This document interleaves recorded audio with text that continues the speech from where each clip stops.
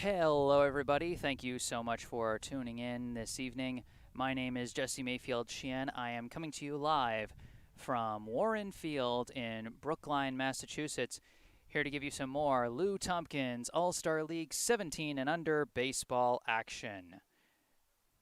Today's contest pits the home team Brookline against visiting Watertown, a rematch of a game that they played 9 days ago, back on July 19th, over in Watertown's neck of the woods at Watertown's Victory Field.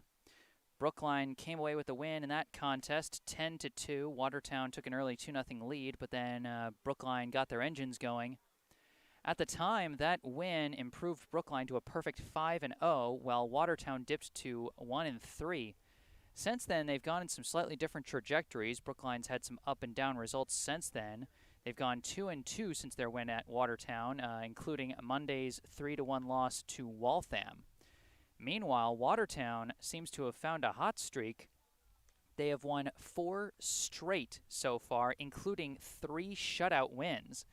They've given up just 3 runs over their 4-game winning streak, all of them in an 8-3 win over Reading Black. Before that game, they beat Muddy River 7-0, and then in their last 2 games, they beat Acton 11-0 and beat Medford 4-0. So, pretty impressive repertoire there, especially considering that Medford, one of the teams that Brookline lost to. They actually dealt Brookline their first loss of the season, so Watertown seems to be finding their stride, and we could be looking at 2 different teams from what we saw last time, but that's why we play the game on the field.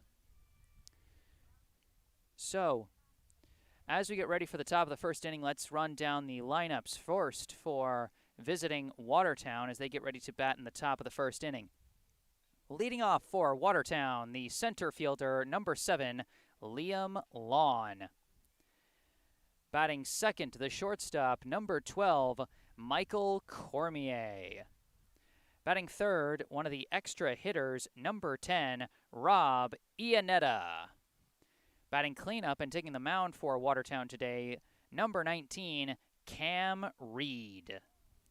Batting fifth and manning the spot behind the plate will be number 15, Colin Campbell. Batting sixth, the third baseman, number 4, Mason Lombard. Batting seventh, another extra hitter, number 8, Brendan Young. Batting eighth, another extra hitter, number 1, Daniel Tatry.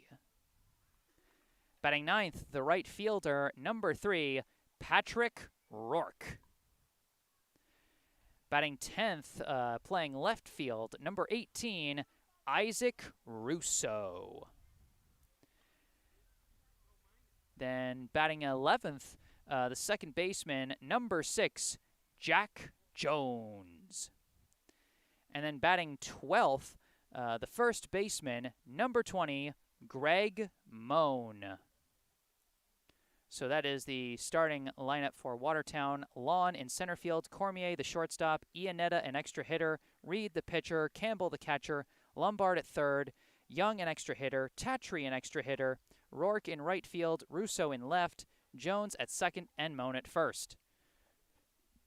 Now, as the team managers confer with the officials before we get this one underway, let's take a look at the starting lineup for the home team, Brookline. Leading off for Brookline today, the second baseman, number 0, Andrew Silverman.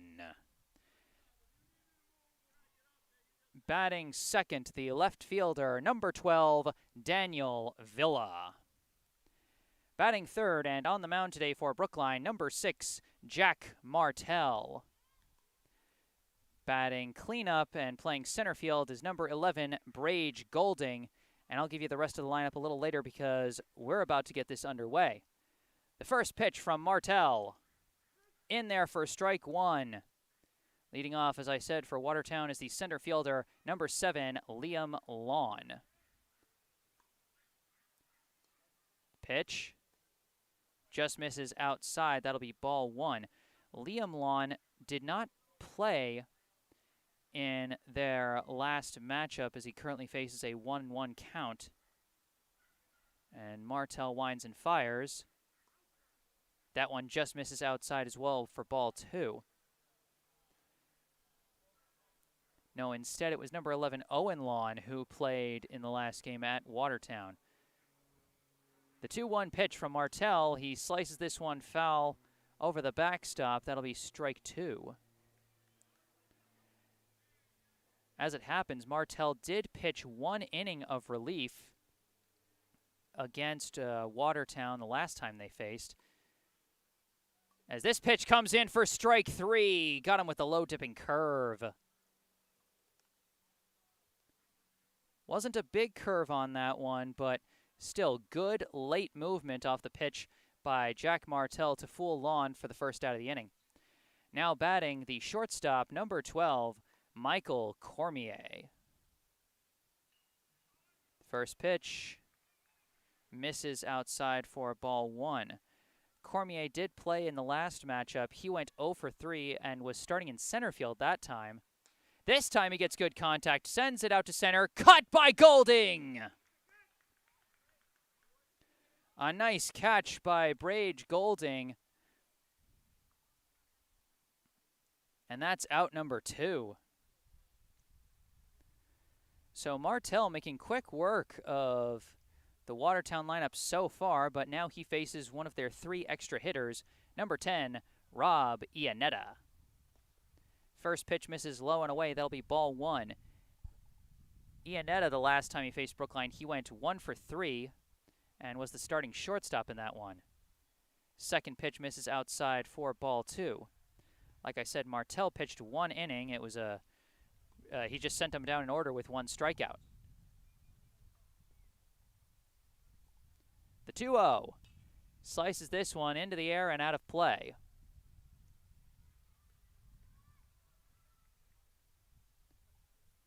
That foul ball will be strike 1. 2-1 the count to Ianetta.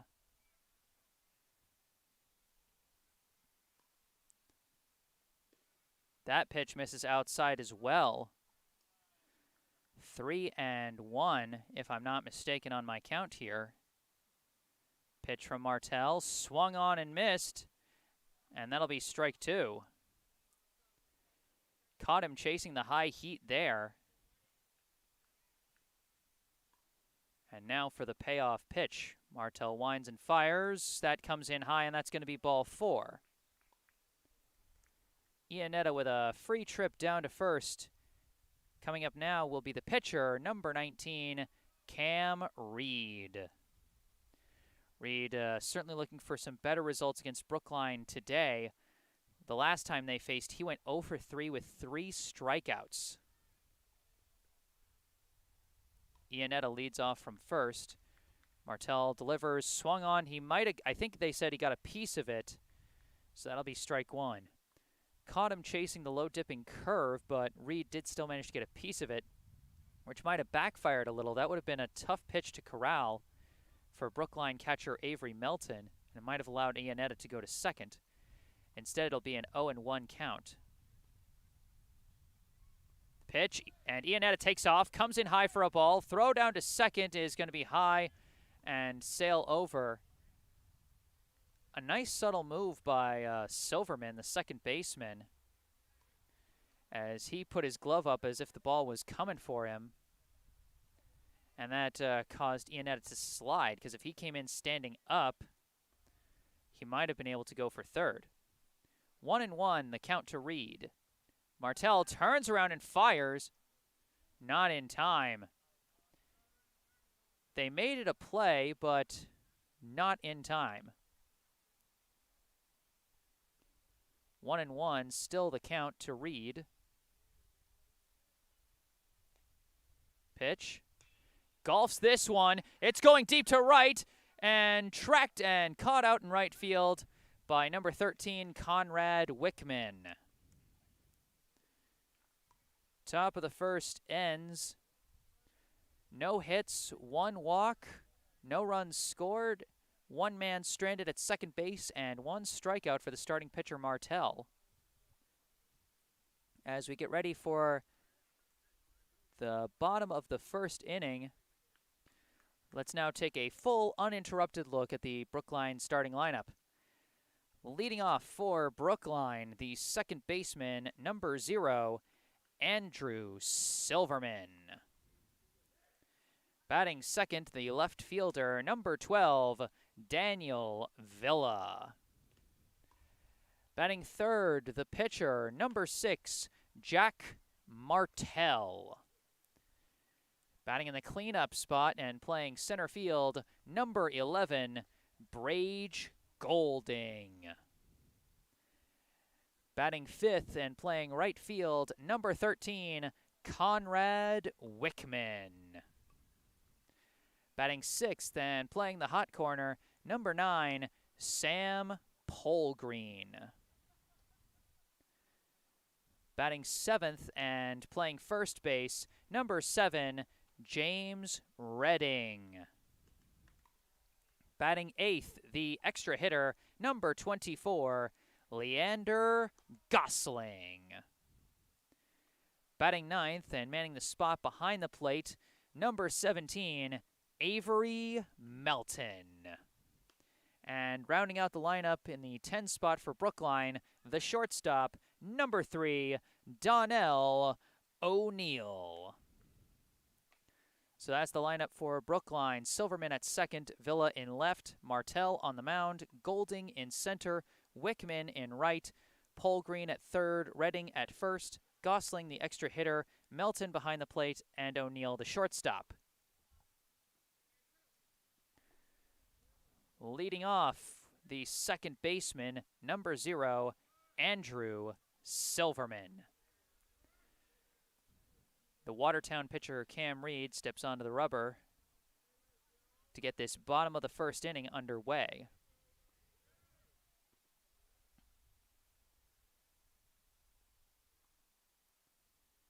Pitch in there for strike one.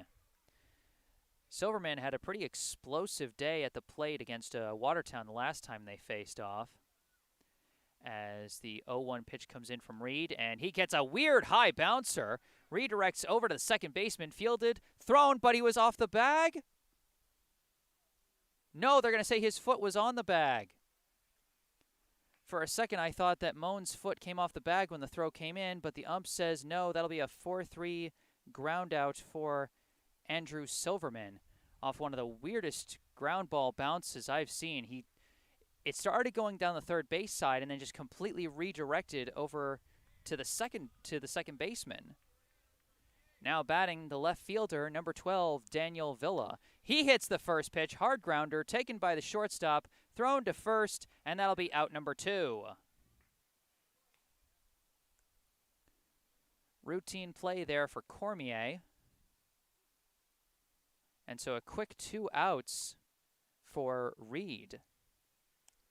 Now batting, the pitcher, number 6, Jack Martell. It is pitcher versus pitcher again. Reed delivers, comes in low for ball 1. Martell at the plate against Watertown last time. He went 3 for 4 with a double, a run scored, and an RBI. See what he does here as he smacks the first pitch up the middle. That's going to be a single.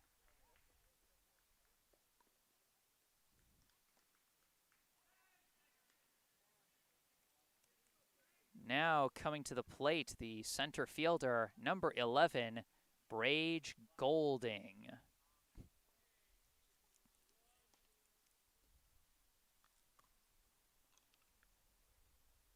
First pitch from Reed. Big swing and a miss for strike 1. Golding, last time he faced Watertown, he went 1 for 4 with a strikeout and a run scored. Martell takes off on this pitch. It comes in inside for a ball, and Martell slides down to second for the steal.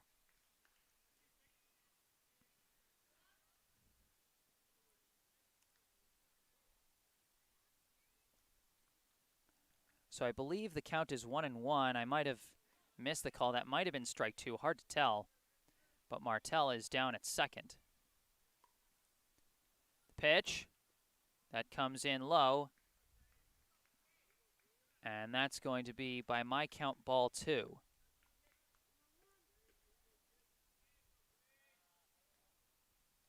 2-1 the count. Reed delivers. That comes in high for ball 3.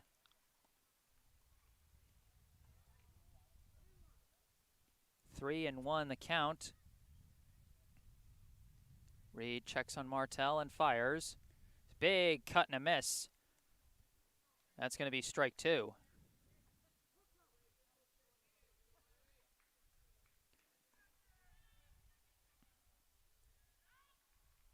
The payoff pitch. Good contact here, but right at the left fielder. No, he lost track of it. That's going to go. Martell is going to score, and Golding is going to rush down to second. Reaching on a 2-base error for the first run of the game. That's Brage Golding.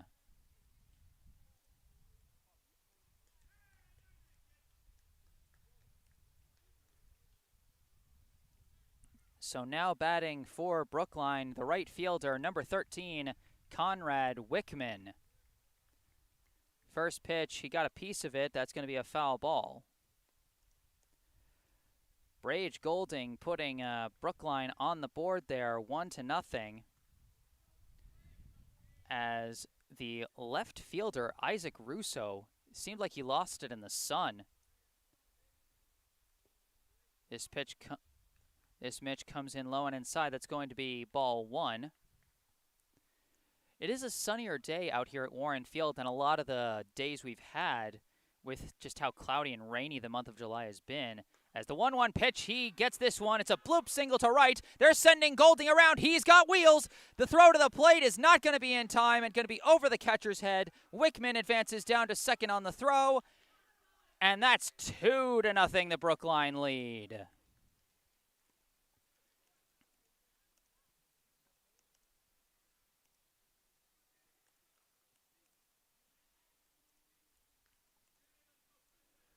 Nice hit.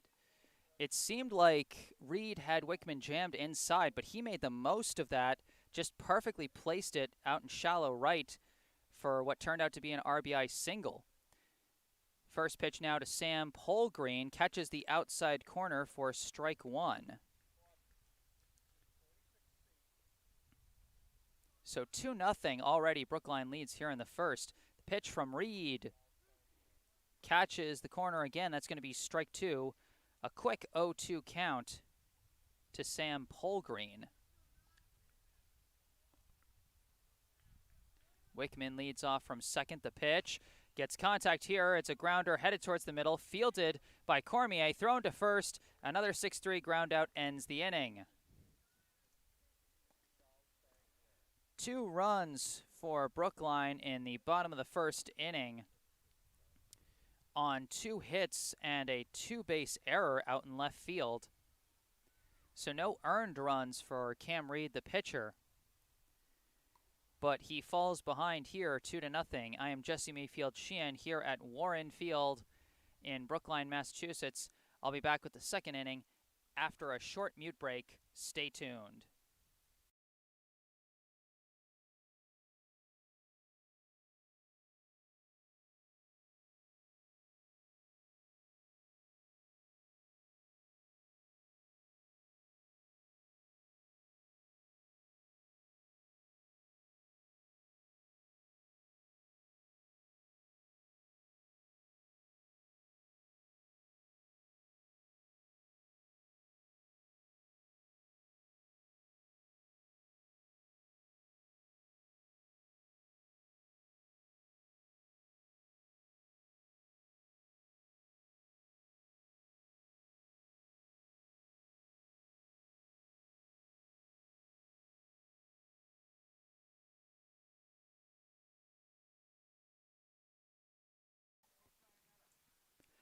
Hello and welcome back to Warren Field in Brookline, Massachusetts.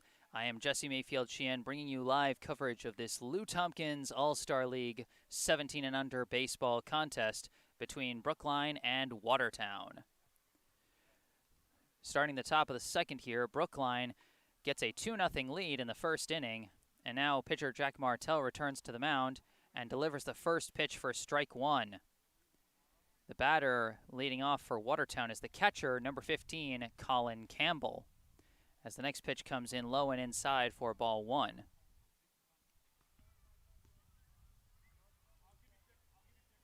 The 1-1, it hits him. That's going to be a hit by pitch for Colin Campbell, as that one a little too far inside. Now batting, the third baseman, number 4, Mason Lombard. Campbell leads off from first. First pitch, chases it and just completely misses there. Seemed like Martell fooled him with the changeup on that one. 0-1 the count. Martell checks on the runner and delivers. This one dips in a little low for ball 1. 1-1 the count.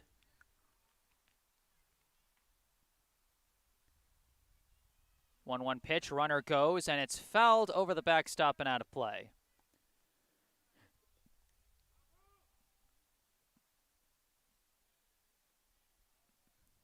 One and two the count. Campbell has to return to first base after the foul ball.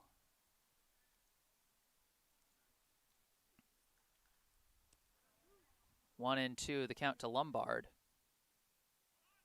Martell checks the runner. 1-2 pitch. That dips in low for ball 2. Lombard, last time he faced Brookline, he went 0 for 1 with 2 walks and a strikeout. He's currently worked his way to a 2-2 count. And we'll see what he does with the next pitch. Martell sets and delivers. Curves in there for strike 3.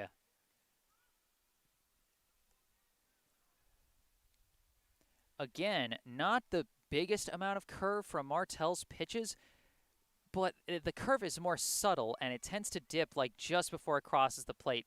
Very effective tool when he paints those corners, which is something he does very well. 1 out and runner on first. The runner is going, throws in there for a strike, and the throw to second is over the shortstop again. Well, over the second baseman, I should say, well backed up by the shortstop, Donnell O'Neill. So Campbell down to second, as the first pitch was a strike to the extra hitter, number 8, Brendan Young.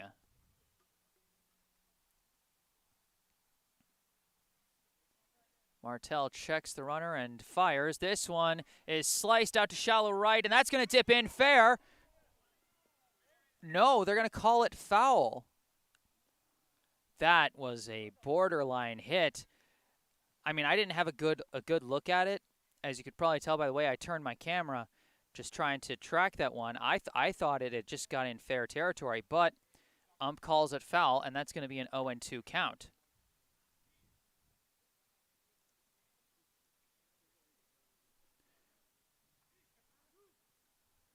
Martell sets. The 0-2 pitch. Misses inside. That's going to be ball 1. Young, the last time he faced Brookline, he actually started on the mound. And at the plate, he went 0 for 2 with a walk, a stolen base, and a run scored. The 1-2 pitch. Inside again. That's going to be ball 2. On the mound, Young pitched 3 innings and left with a 2-1 lead after giving up just 1 earned run on 1 hit and 2 walks with 3 strikeouts. He ended up with the no decision there. 2-2 pitch, and he decides to swing at the last second and gets a piece of it that he fouls off the backstop. Like I said, Martell's pitches, they sneak up on you. The movement is subtle, and it's late to the plate. 2-2, still the count.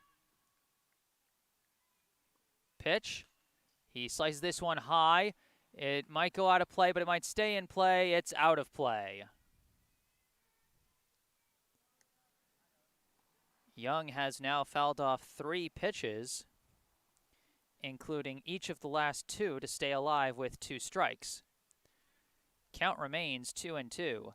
Colin Campbell standing at second base with 1 out here in the top of the second. Brookline leads Watertown 2-0. Pitch comes in high for ball 3.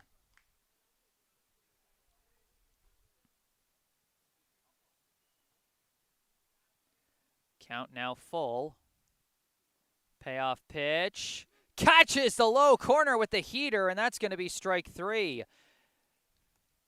Young couldn't believe it. He thought he had the walk. The first base coach also thought he had the walk. You could see the frustration there, but that's going to be out number 2. Now up another extra hitter, number 1, Daniel Tatry. First pitch catches the outside corner for strike 1. Tatry, the last game against Brookline, he went 0 for 1 with a pair of walks. He's now up with 2 outs and a runner on second. The 0-1, he slices it to the backstop for strike 2. 0-2 the count. Martell's already got 2 consecutive strikeouts. Can he strike out the side? Martell checks the runner and fires. That skips in the dirt, skips away from Melton, and that's going to be a free pass to third for Colin Campbell.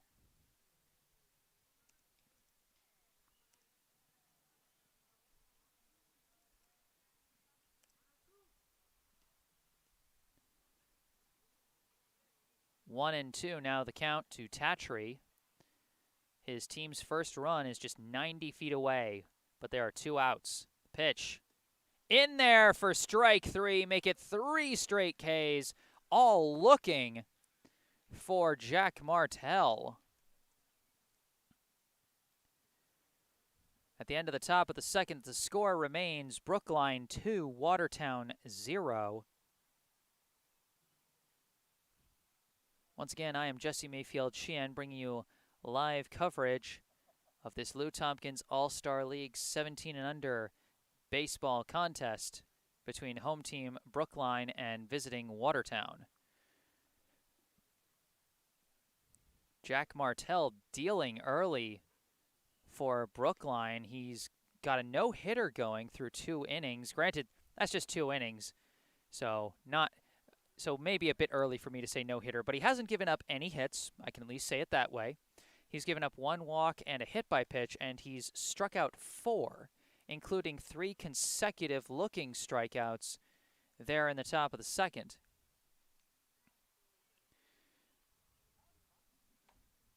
Meanwhile, the Brookline offense managed to get a couple of runs on the board, not earned runs for Watertown pitcher Cam Reed, as they scored in large part thanks to an error in left field by Isaac Russo. He lost track of the ball in the sun, and so the fly ball hit by Brage Golding got by him, allowed Jack Martell to score from second, and allowed Golding to reach second on the play. That put Brookline up 1-0.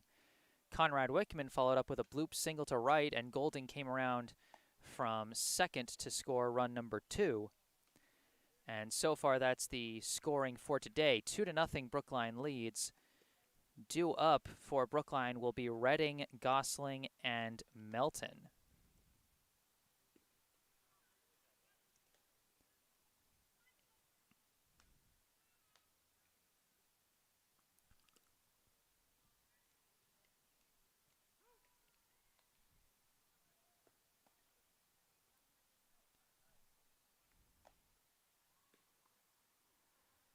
Looks like the last of the warm-ups are just about done.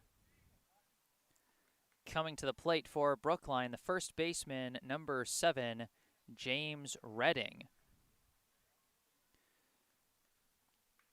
Redding filling in today for starting first baseman Eli Rothman, who is out sick today.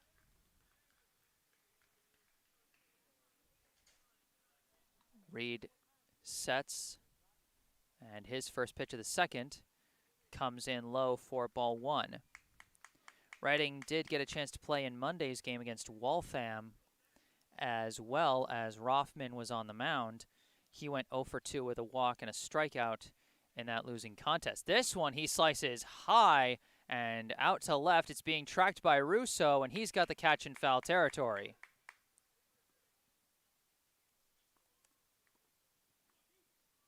So a long fly ball for James Redding, but got under it just a little too much, and it was easily tracked out and left. Assuming that's still Russo, I'm not entirely sure. Either way, now batting the extra hitter, number 24, Leander Gosling. Pitch. Catches the high corner for strike one. Gosling hasn't seen the plate too much so far this season. I don't know if I have any of his plate appearances on my broadcasts, as that one misses low and away, I believe, for ball one. So it'll be interesting to see what he does here. 1-1. In there for strike two. These are the 7, 8, and 9 hitters for Brookline coming up here in the bottom of the second. Swung on and missed, but it's missed by the catcher. He's got a chance to run down in the first. Picked up by the catcher, thrown to first, and they're not going to get him. Gosling reaches first on the strikeout.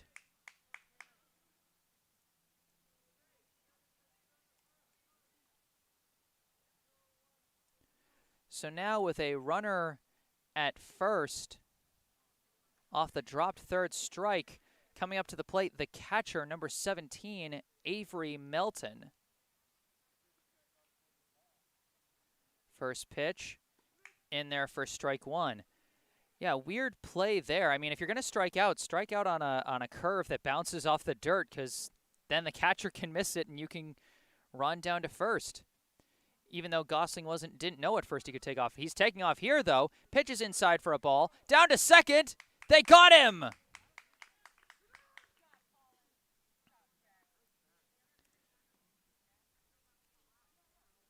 That was a great throw down to second by catcher Colin Campbell. And a nice tag made, I believe, by the second baseman, number 6, Jack Jones. The 1-1 pitch.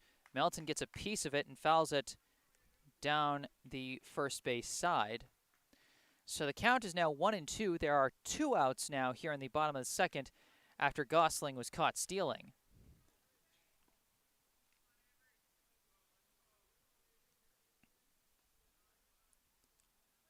The 1-2 pitch from Reed. Gets contact, sends it to the gap. It's past the second baseman. That's going to be a single for Avery Melton.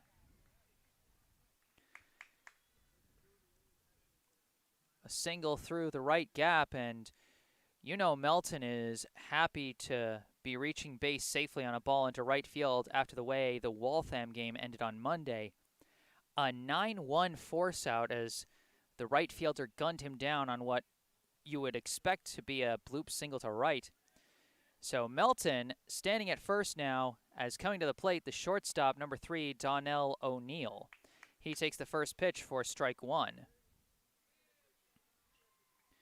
O'Neill, in the last game against Watertown, he went 0 for 1 with a walk, a steal, and a run scored.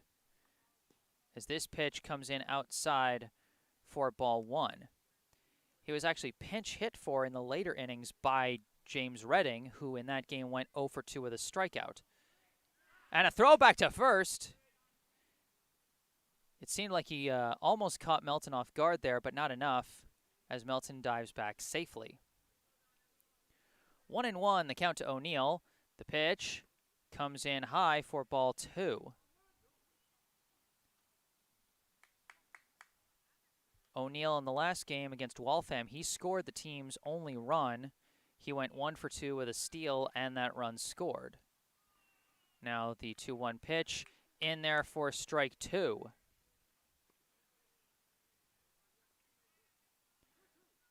Brookline offense, of course, already doing better than they did on Monday. They've scored 2 runs already and lead 2-0. The pitch on the 2-2. Inside for ball three. Melton slides in, and the throw is off the mark this time. And Melton slides in safely.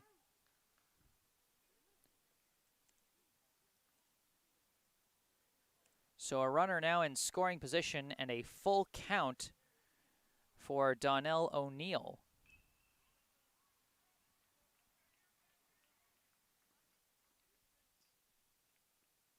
Read the payoff pitch. Inside, and that's going to be ball 4.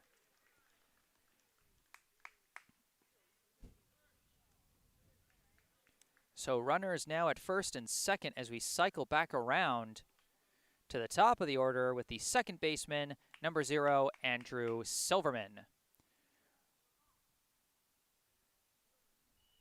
First pitch, in there for strike 1. In the last game against Watertown, Silverman went 2 for 3 with a triple, a walk, a run scored, and 2 RBIs. Pitch here catches the low corner, a quick 0-2 count. And of course, Silverman drove in the lone run against Waltham on Monday with a double off the wall that drove in O'Neill. The pitch gets a piece of it here and fouls it off to stay alive. So Silverman has had some highlight-worthy hits this season, and he now has a chance for another one. Runners at first and second, and 2 outs. His team already leads 2-0. The 0-2, and he slices this one high. This one's going to stay in the infield. It's being tracked by the third baseman, chasing it. He dropped it! Oh my God, he dropped it! And a run's going to score! Lombard dropped it! Melton scores from second. That's a 3-0 lead, and O'Neill goes down to third. I did not see that coming at all. Brookline now up 3-0, all on unearned runs for Reed. And the runner's taking off even before the pitch is thrown. And it's in there for strike 1. Silverman just running with wild abandon practically. I mean, it was first and third, so they probably weren't going to throw as it were, but dang, Brookline showing the aggression here. The 0-1 pitch to Daniel Villa comes in high for ball 1. 1-1, the count to the left fielder, number 12, Daniel Villa. Donnell O'Neill leads off from third. Andrew Silverman off second. 2 outs. The pitch comes in low for ball 2. Villa, his last time up, grounded out to short in the first inning. And the last time they faced Watertown, he went 0 for 3 with a walk, a strikeout, and a run. 2-1, and he gets good contact here. That's going to go into left center. That's going to bring in 2. Villa rounding first. He's heading for second, and the throw is going to be off the mark, and he's going to get in there with a double. A 2-run double to left center for Daniel Villa. O'Neill and Silverman both score, and Brookline breaking things open here with an early 5-0 lead.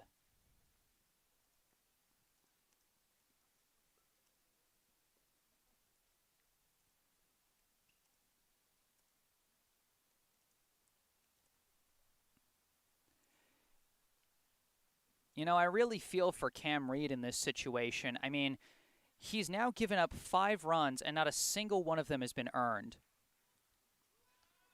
And they've all been with 2 outs. Now coming to the plate is the Brookline pitcher, number 6, Jack Martell.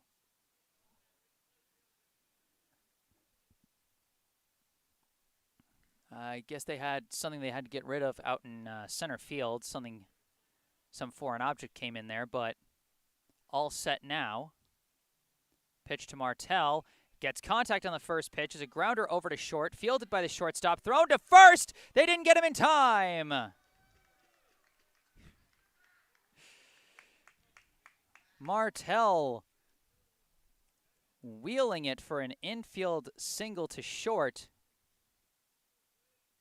And the Brookline rally continues as Villa advances to third. Now up, the center fielder, number 11, Brage Golding. First pitch, and he fouls it over the backstop. That's going to be strike 1. Golding, his last time up, he hit a fly ball to left that was misplayed out in left field. That ended up being a 2-base error that allowed Golding to score and allowed Martell to score the game's first run. Throw back to first to check on Martell, and he dives back safely. So Martell, 2 for 2 already. He had a single up the middle in the first, and now an infield single to short. He's taking off on this pitch, swung on and missed by Golding.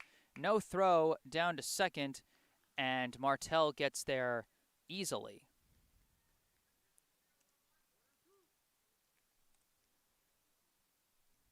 So 0-2, the count to Golding. The pitch inside. That's going to make it 1-2.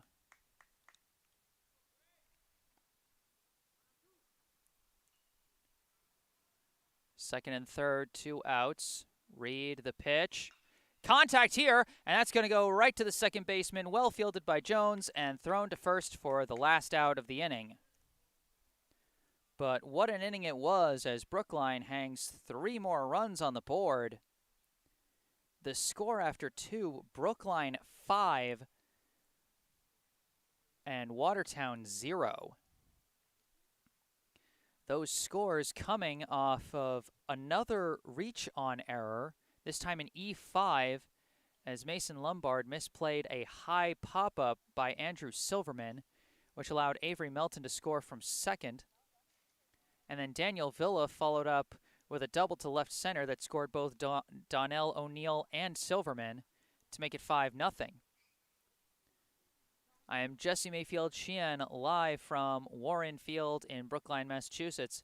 I'll be back with the third inning of play after a short mute break. Stay tuned.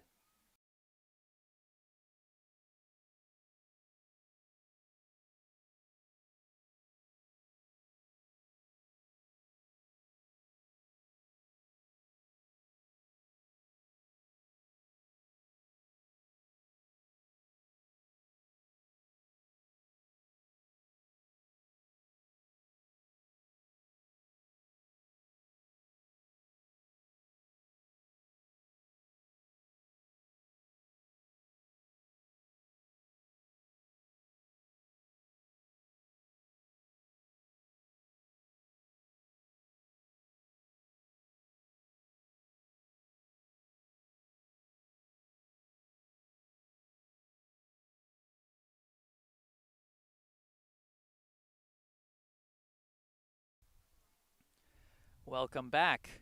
I am Jesse Mayfield-Sheehan, live at Warren Field in Brookline, Massachusetts, here to bring you the third inning of this Lou Tompkins All-Star League 17 and under baseball contest between Brookline and Watertown. Brookline has gotten out to a substantial lead early in this one, 5-0 they lead, and leading off for Watertown here in the top of the third will be the right fielder, number 3, Patrick Rourke. He goes for a bunt, but fouls it off, and that's going to be an 0-1 count. Due up is Rourke, the left fielder, Isaac Russo, as the 0-1 pitch from Martell comes in high for ball 1. So due up is Rourke, Russo, and then the second baseman, Jack Jones. That pitch is in there for strike 2. 1-2 the count. Martell winds and delivers. That one skips in for ball 2. Rourke, in his last game against Brookline, he went 1 for 2 with a strikeout. Pitch. That comes in low. That's going to be ball 3.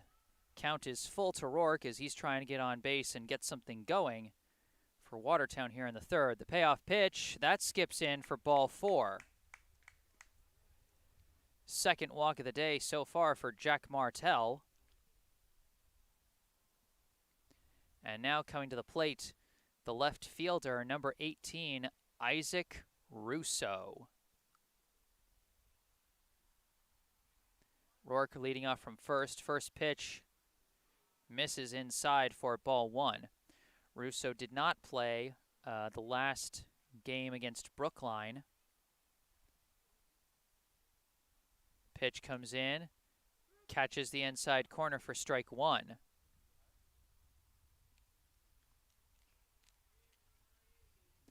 One and one the count. Now the pitch. He gets a piece of it and fouls it down the first base side rather.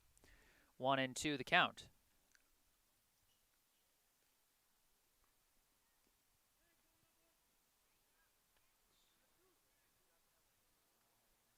And a throwback to first. Almost got him, but not quite. It was a good throw by Martell. Good tag by Redding. And a good situation to throw on as Rourke took a huge lead, but he just barely got back in time. This pitch just misses. That's going to be ball 2. Looked like one of those curves where Martell catches the corner for strike 3, but not that time. 2-2 the count. And this one comes in high, and that's going to be ball 3. A full count to Isaac Russo.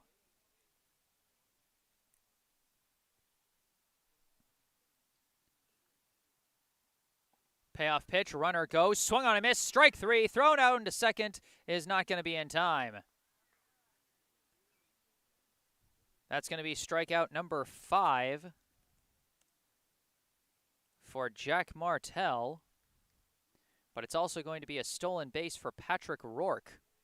So now 1 out and a runner on second, and coming to the plate, the second baseman, number 6, Jack Jones. First pitch, he might have got a piece of that one, and I think they're saying he did, as it bounced hard off of the padding of Avery Melton, and Rourke wasn't allowed to take off for third. 0-1 the count. Pitch in there for strike 2. Jones, another player who didn't play in the last game between these two at Watertown, but he's hoping to do something here. 0-2 the count. 1 out. Rourke stands at second. Pitch in there for strike 3. 3 pitches, 3 strikes, and Jones goes down looking. Now coming to the plate, the first baseman, number 20, Greg Moan. First pitch comes in high for ball 1.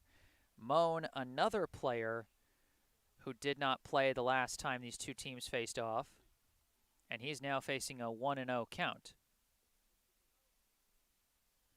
Pitch, and he slices it foul to the backstop. Moan's got an interesting batting stance. If you look at it, he starts, with his arms very high up, like from the angle I shoot from, he completely covers his face, and he dips them low before the pitch comes in. That pitch is in there for strike 2. Those are the kind of batting stances you usually see at like the pro level or something from like some big power hitters. The 1-2.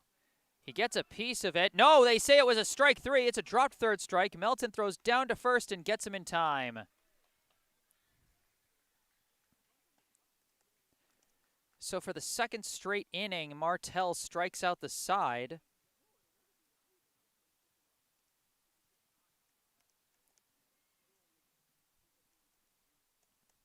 And he's got 7 strikeouts through 3 innings of work.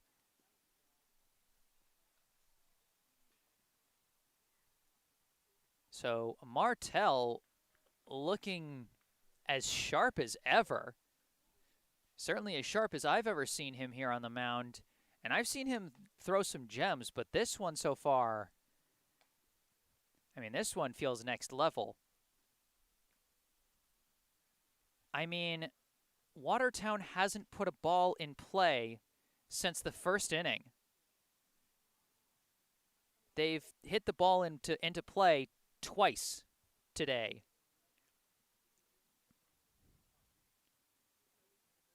And that's out of 12 plate appearances. 12 plate appearances, they put the ball in play twice. That is something else.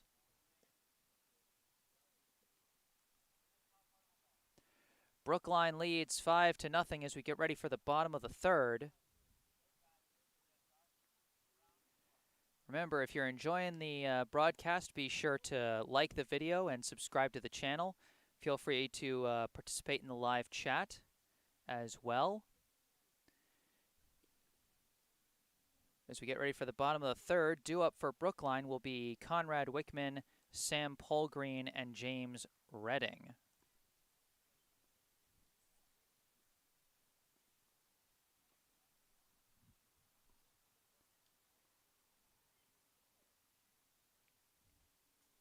Cam Reed returns to the mound for Watertown. He's given up 5 runs, but all of them have been unearned due to some tough fielding mistakes with 2 outs.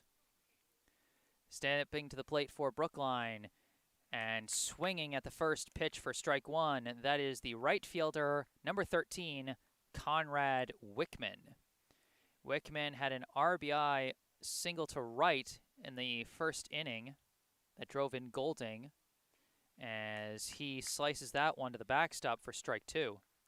At the time, his hit made it 2-0, but Brookline hung 3 more runs on the board in the second, and they've now extended this lead tremendously. 0-2, the count to Wickman. Reed with the pitch. He gets contact. It's a slow dribbler over to first, fielded by Moan. He has to throw it over to Jones, not in time. Another infield single. An infield single to first base by Conrad Wickman. Sorry for the audio cutout there. A bit of a technical difficulty, but now coming to the plate with a runner on first and nobody out, the third baseman, number 9, Sam Polgrein. First pitch is high and outside for ball 1. So that was an absolutely wild play. It looked like what happened was the pitcher, Reed, he should have been covering first, but he didn't go to first. Now the pitch, and Wickman takes off, but it hits Polgrein. And Polgrein deciding to sprint down to first with the hit by pitch.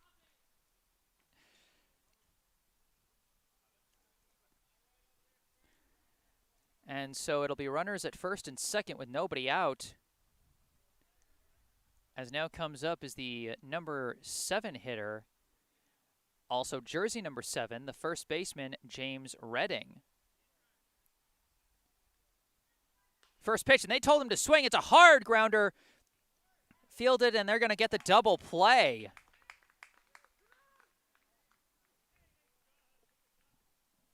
(1-6-3), or it might have been 1-4-3, but either way, Polgrein out at second, Wickman to third, and now up is the catcher, Avery Melton. No, up is the extra hitter, Leander Gosling, with a runner at third and 2 out. Pitch is inside for ball 1. And that's a shame, because honestly, that's one of the best hit balls that I've seen from Redding. Like, he got hard contact there. It was just right at the pitcher, well fielded by Reed, as this pitch comes in low for ball 2. Gosling, his last time up, he reached first on a dropped third strike. He was caught stealing second, though, as this pitch is swung on and missed for strike 1. So we've had an infield single, a hit by pitch, a double play. How is this wild inning going to surprise us next? As that's a swing and a miss for Gosling. That's going to be a 2-2 count. It's been an absolutely bonkers game already. And now with 2 outs and a runner at third, the 2-2 pitch to Gosling. He gets contact and fouls it down the first base side. 2-2 remains the count.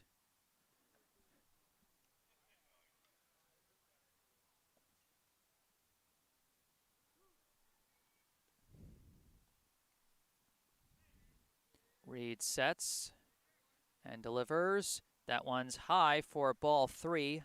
Count is now full.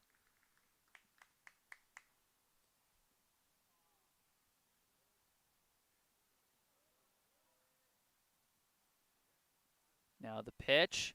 He gets a piece of it and fouls it to the backstop. He stays alive at a full count. Gosling battling in this one.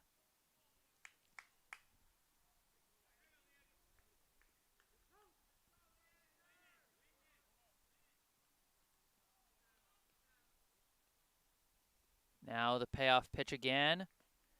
That one comes in high, and that's going to be ball 4. Runners now at the corners, and now it is the catcher, number 17, Avery Melton, coming to the plate.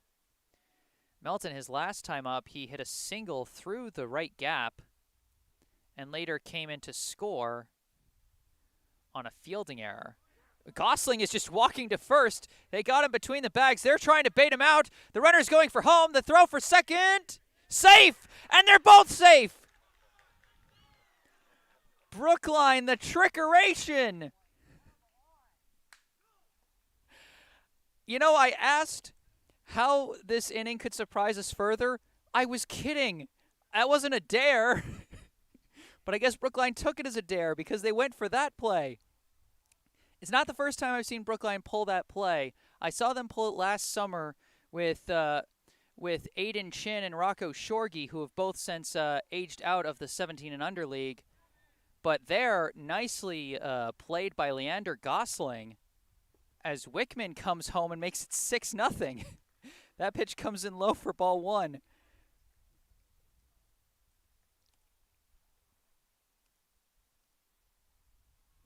This pitch is fouled to the backstop. 1-1 the count.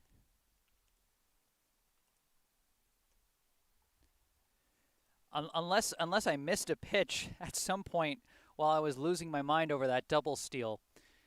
That pitch comes in low, and that's going to be ball 2. 2-1 the count to Melton. Gosling at second. Pitch, and he's got contact. That's out to right. That's going to drop in. Are they going to send Gosling around? Yes, they are. He's heading for home. That's going to be close, though. And, oh, he's not sure what to do. He's caught between the bags as the catcher's juggling it. He didn't go back. It's going to be a pickle. They're throwing down to home, and Gosling's retreating, and he's stumbling. They throw it back to third. It's dropped, and Gosling is running for home, thrown back there, and he's going to get tagged, and that's going to end the inning. I tried to keep a straight face through this inning, folks. I really tried, but oh, man. How else could this inning have possibly ended other than a runner being caught in a pickle? Oh, my gosh. We're through 3 innings here at Warren Field in Brookline, Massachusetts. Brookline leads Watertown 6-0.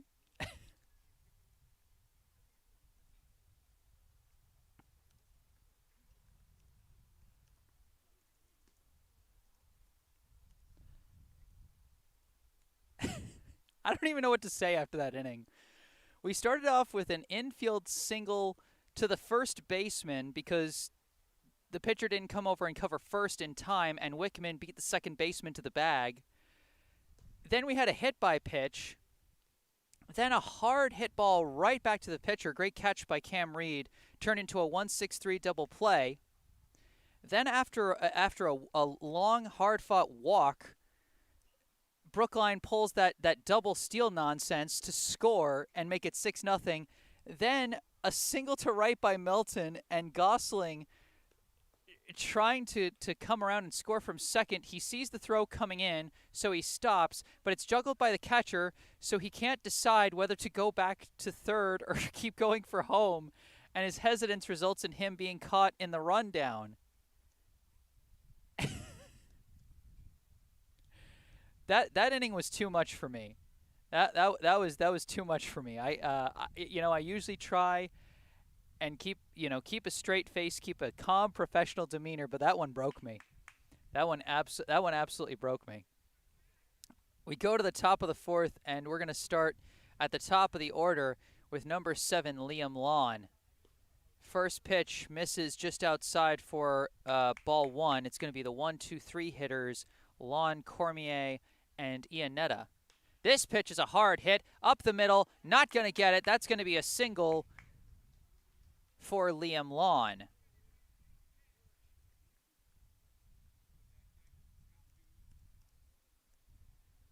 So a runner at first, and that's the first hit of the ball game for Watertown here in the top of the fourth. Now coming to the plate, the shortstop number 12, Michael Cormier. First pitch misses just outside for ball one. There's been one base runner in every inning so far for Watertown, but they've never gone further than second. No, they did get one runner down to third. And now they're trying to get a runner to second. This pitch is in low. Throw down to second. Successful steal for Lawn.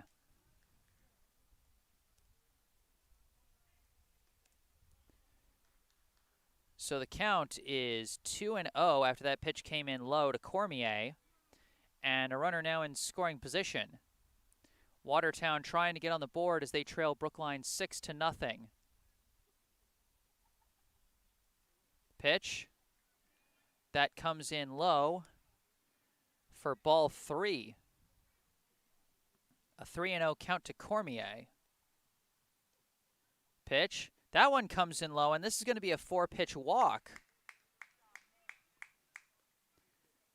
So the steal kind of a moot point, but they're going to have a meeting at the mound as a 4-pitch walk like that, really the first bit of shakiness we've seen from Martell. He's been dealing up to this point. He had a no-hitter going through 3 innings before that leadoff single by Liam Lawn. And now a walk puts 2 runners on. This is 2 runners on for the very first time today for Watertown, as now coming to the plate, one of the extra hitters, number 10, Rob Ionetta. Ianetta, his last time up, drew a 2-out walk, but was ultimately stranded. First pitch, he swings and misses for strike 1.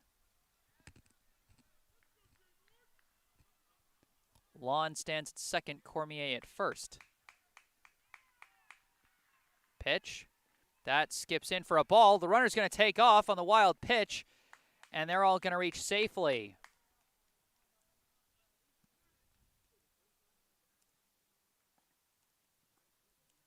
So Lawn to third and Cormier to second, as it's a 1-1 count to Ianetta. The pitch catches the inside corner for strike 2. So now 2 runners in scoring position for Watertown with no outs here in the top of the fourth as they're trying to get on the board. The 1-2 swung on and missed, and that's going to be strike 3. Big first out get for Martell there. And now coming to the plate, the pitcher, number 19, Cam Reed. His last time up, Reed flew out to right.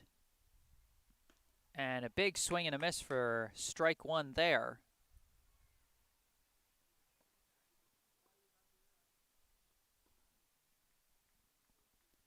The 0-1 pitch comes in high for ball 1.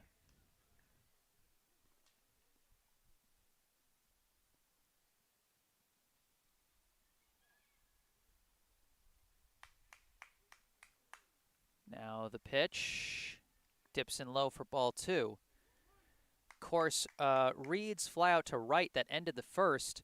Up until Lawn's single at the start of this inning, that was the last ball that Watertown had put in play. And he'll be hoping to put one in play here with a 2-1 count. This pitch misses low and away for ball 3.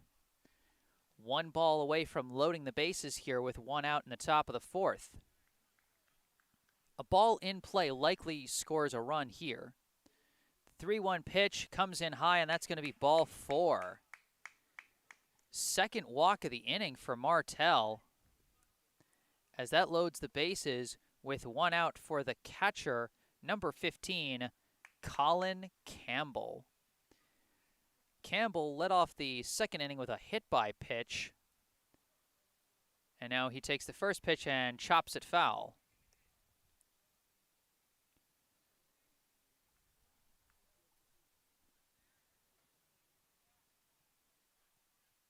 A fly ball could bring in a run. A 1-out ground out could bring in a run.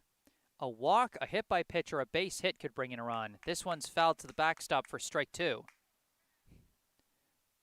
But if Martell gets the strikeout here, that would be huge. It would switch it from 1 out to 2. That would be big there. 0-2 the count. Pitch comes in high for ball 1. One guy who's got a really big role right now is Avery Melton behind the plate with a runner at third. The pitch comes in high and inside for ball 2. We've had one wild pitch already. If Melton gets another one by him, that's at least 1 run in. The pitch gets contact here. It's sent up the middle. That's going to bring in at least 1. They're sending a runner around third, and they're sending him back to third. Melton couldn't make the throw back to third as he juggled the ball. But that's the first run of the game for Watertown. Liam Lawn comes in to score. And that makes the score 6-1. Now at the plate, the third baseman, number 4, Mason Lombard.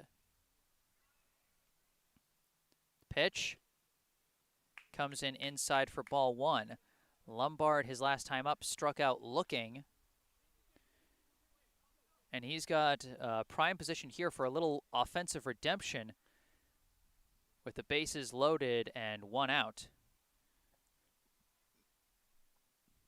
The 1-0. High and inside for ball 2. Of course, Lombard juggled the pop-up from Silverman that allowed Brookline to score 3 runs in the second. And he smacks it out to left this time. That's going to go in fair. Fielded by Villa. He throws it back in and holds it to 1 run. But that is an RBI single for Mason Lombard as the offense starting to come alive for Watertown here in the 4th. Cormier scores there, and the score is now 6-2.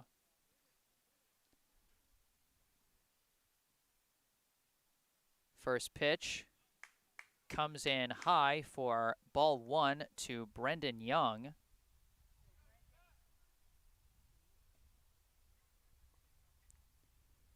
Pitch.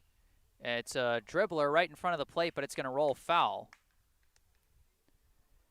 Young, his last time up, like Lombard before him, he struck out looking. He's hoping for a better result here. A number of batters have been getting a better result in their second time through the lineup. 1-1 currently the count. Pitch. He gets bloop contact here over the second baseman, and it's juggled out and right by Wickman. 2 runners are going to come in, and they're going to throw down to third and not be in time, and that's going to go away, and it's going to be juggled, and another run is coming in. That's 3 runs in.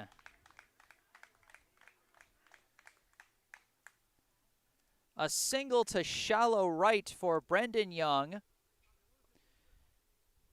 It scores Reed, scores Campbell, and then Lombard scores on an E2. And Young to second on the throw. The score now 6-5. Man, blink and you miss this comeback. As now up is Daniel Tatry, and he takes strike 1.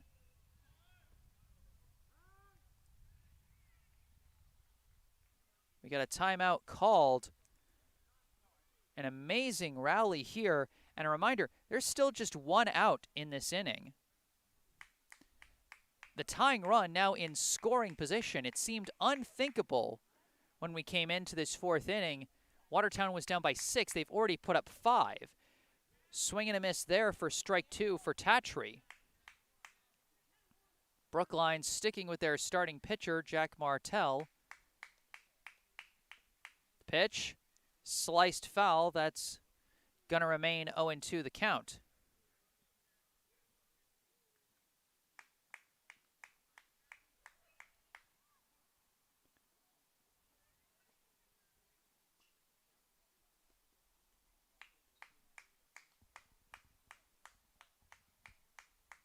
Another 0-2 pitch to Tatry. He gets contact, sends it up the middle past the shortstop, and they're going to hold the runner at third as Golding rifles it back. So another single up the middle. Young goes down to third, and the tying run now just 90 feet away. This might be the end of the day for Martell. We don't see the manager coming out, though. Just a meeting with the catcher.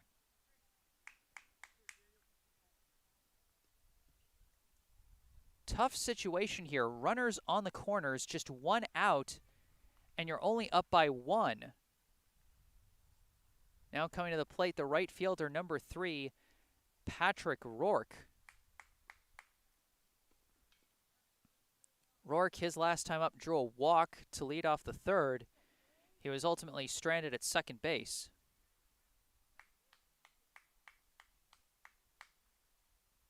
Pitch. In there for strike 1. I wouldn't be surprised. I mean, it's very likely that Tatry is going to steal at some point during this at-bat. Just with the runners at the corner situation. The 0-1 pitch. Contact here. Sent up the middle. Juggled by the shortstop. He didn't tag any base. This game is tied on the E6.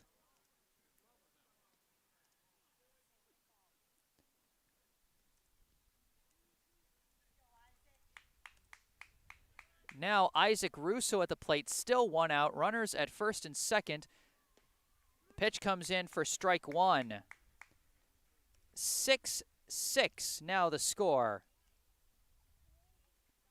Pitch. Sliced foul down the right field side. That's going to be strike 2. Plenty of 2-strike counts for Watertown, but they're getting the bats on the ball. The 0-2 swung on and missed, and that's going to be strike 3. So a quick 3-pitch strikeout there. And finally, the second out of the inning for Brookline, as now coming to the plate is number 6, Jack Jones. Pitch. Skips in low for ball 1.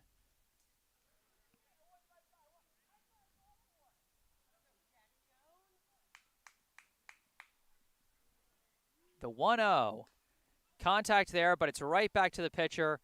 Martell underhands it to first. And the 1-3 ground out finally puts an end to the 4th inning, but not before Watertown delivers the explosive comeback. 6 runs in 1 inning to completely erase Brookline's substantial lead. Summing up that inning, Liam Lawn started with a single up the middle to lead things off. He stole second, but ultimately Cormier drew a walk anyway. They advanced to second and third on a wild pitch before Rob Ionetta struck out swinging, but then Cam Reed drew a 5-pitch walk to load the bases, and it was there that the scoring got started. Colin Campbell hit a single up the middle to drive in Lawn and make it 6-1. Mason Lombard hit a single to left to drive in Cormier and make it 6-2. And then Brendan Young coming through with the big play, a single over the second baseman and into right field that scored Reed and Campbell. And then when Avery Melton tried to pick off Lombard at third, he missed on the throw, which allowed Lombard to come around and score, making it 6-5. James Tatry followed up with a single up the middle that sent Young to third, and then Patrick Rourke hit a grounder to the shortstop. There was a chance for an ending double play there, or at least, a force out at second, but it was juggled by Donnell O'Neill, which allowed Young to come in and score the tying run and allowed every runner to reach safely. A strikeout by Russo and a ground out by Jones ended the inning. But what a rough inning for Brookline's defense, and what a stellar inning for Watertown's offense. Coming to the plate now for Brookline will be number 3, the shortstop, Donnell O'Neill. Pitch. Swung on and missed. That's going to be strike 1. O'Neill, his last time up, he drew a walk and later came in to score on the double to left center by Daniel Villa. Now the 0-1 comes in low for ball 1.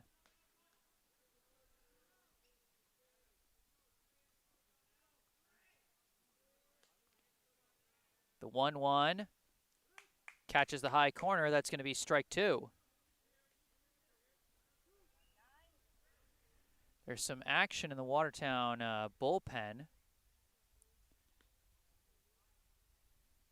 as the 1-2 pitch is in there for strike 3. O'Neill frozen on that pitch. And that's a quick first out. Now at the plate, the second baseman, number 0, Andrew Silverman. Silverman, his last time out, he reached on an E5 on what would have been a pop-up, but instead allowed a runner to score. His first pitch comes inside for ball 1. Silverman would later score on Villa's double. The 1-0 pitch in there for strike 1.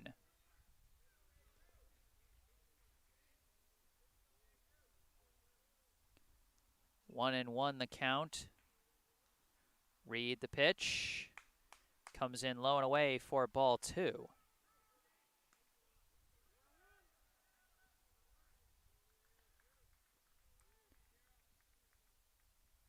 This pitch is sliced high and over the backstop. That's going to be a foul ball there.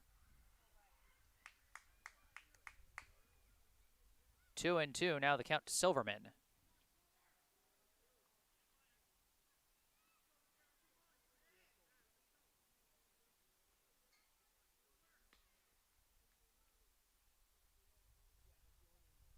The 2-2 pitch from Reed. Catches the low corner, and that's going to be strike 3. Silverman looked like he couldn't believe it on that one, but that will be strike 3. Back-to-back looking strikeouts for Cam Reed, and now coming to the plate with 2 outs and nobody on, the left fielder, number 12, Daniel Villa. That ball comes in low for ball 1. Villa 1 for 2 today with a 2-run double. His team now trying to retake the lead after losing it in the top half of the inning. That pitch comes in high for ball 2.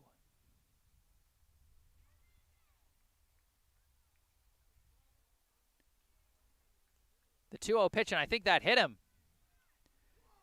Villa hopping around. That one stung. But he's going to get a free trip down to first, assuming that he's okay. He's trying to walk it off right now. We certainly hope that he's okay.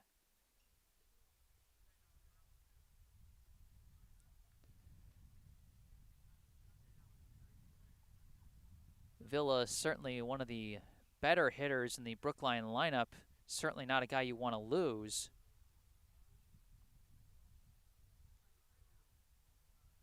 As they actually did lose him on Monday late in the game on a similar situation. He took a ball right to the head on Monday, so Villa's just getting absolutely beaten up this week.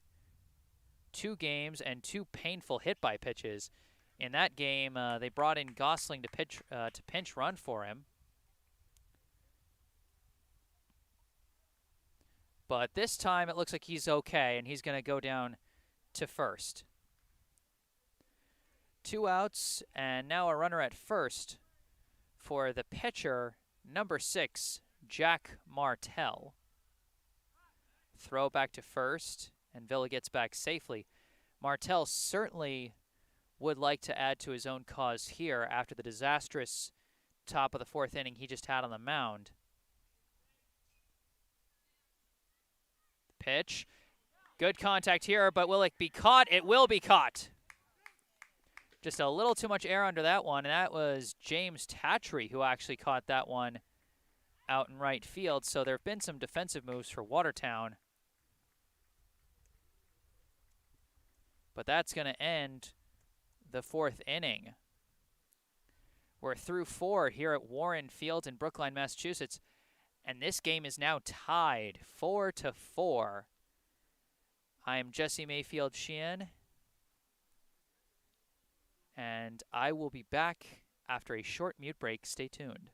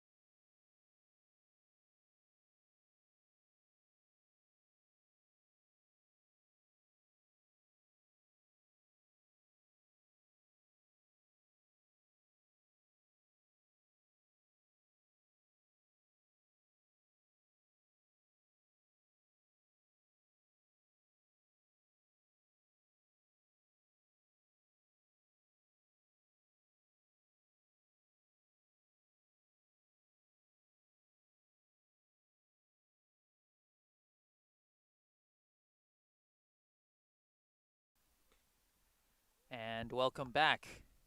I am Jesse Mayfield-Sheehan here at Warren Field in Brookline, Massachusetts,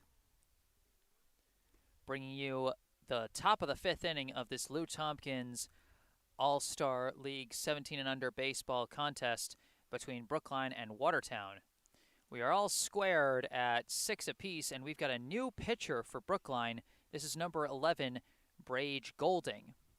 He takes over for Jack Martell, who now moves to the shortstop position,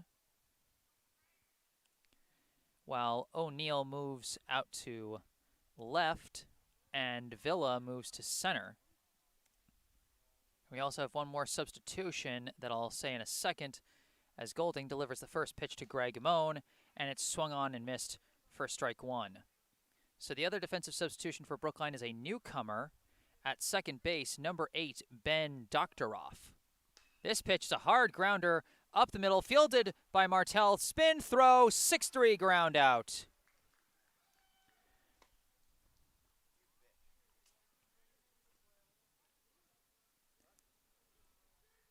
Well fielded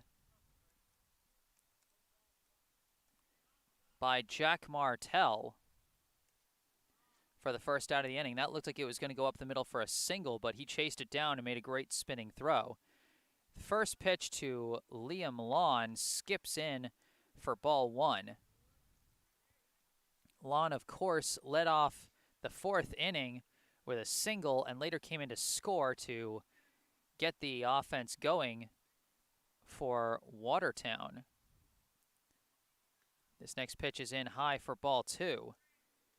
Through the first 3 innings, Watertown had no hits, but then they absolutely exploded for several hits and 6 runs to completely erase Brookline's lead. The 2-0 pitch is in high for ball 3.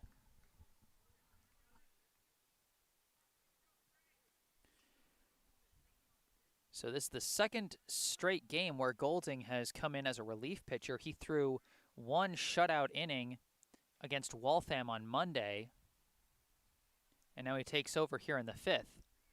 This pitch skips in, and that's going to be ball 4.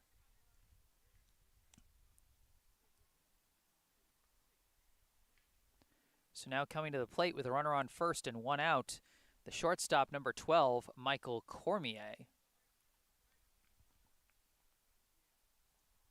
So after 4 innings of work, Martell leaves the mound for Brookline with a no decision as he leaves it a tie ball game.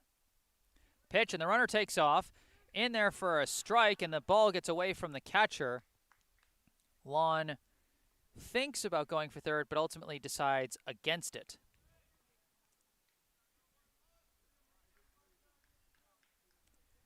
So the go-ahead run now in scoring position with 1 out here in the 5th.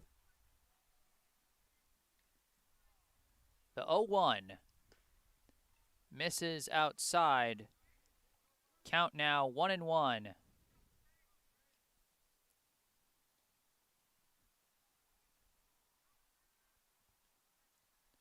The 1-1 pitch sliced over the backstop. That'll be strike 2. Cormier, his last time up, he drew a 4-pitch walk and later came in to score.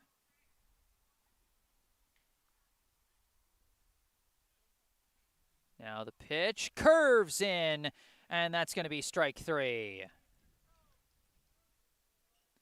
Big second out get there for Brage Golding. As now with 2 outs and a runner on second, up comes number 10, Rob Ionetta. Ianetta, his last time up, he struck out swinging for the first out of the 4th inning. He is 0 for 1 with a strikeout and a walk. Pitch comes in high for ball 1. Liam Lawn standing at second base with 2 outs here in the 5th. Ball game is tied at 6 apiece. The 1-0 in there for strike 1.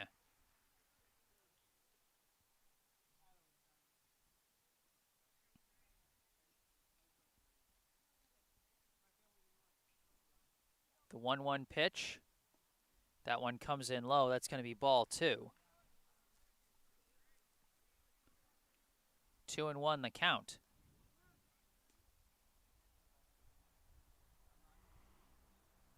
Pitch.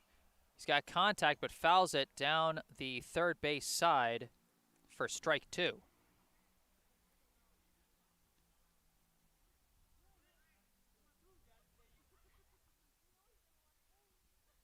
Golding checks the runner at second. The 2-2 pitch. In there for strike 3. Back-to-backs looking strikeouts end the inning for Watertown, and they strand a runner at second. So Golding comes in and pitches an effective first inning of relief there in the top of the 5th. And now he'll be the first batter to the plate in the bottom half, as due up will be Golding, Wickman, and Polgrein. Brookline hoping to get back on top. They had a 6-0 lead at one point, but the 4th inning erased that entirely. It's looking like Cam Reed will be returning to the mound for a 5th inning of work as the Watertown starter.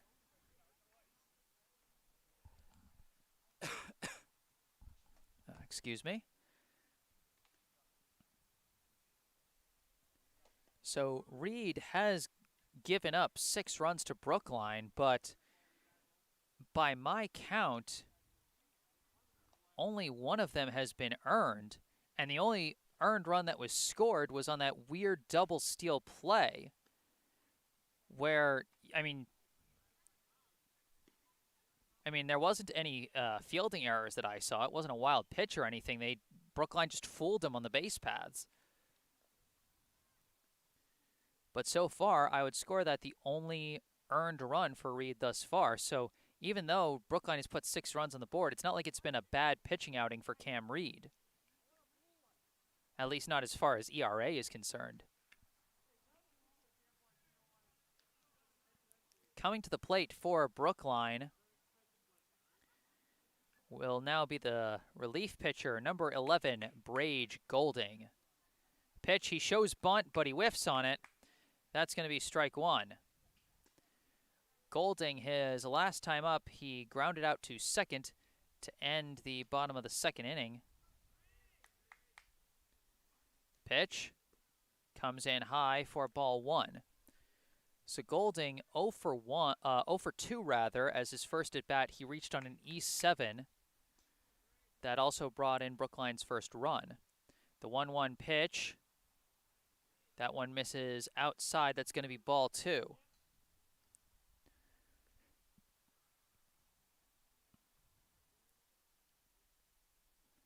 The 2-1. He shows bunt again. He lays it down the third baseline. This might be a tough play. Picked up by Reed. Thrown to first. Not in time.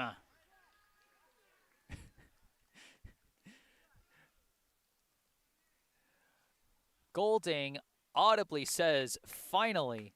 He's been pulling a lot of bunt attempts. He's had a lot fouled off, a lot whiffed on, but that one he got good clean contact and he reached first easily. I mean, Golding showed when he scored on that single by Conrad Wickman back in the first inning. He's got wheels.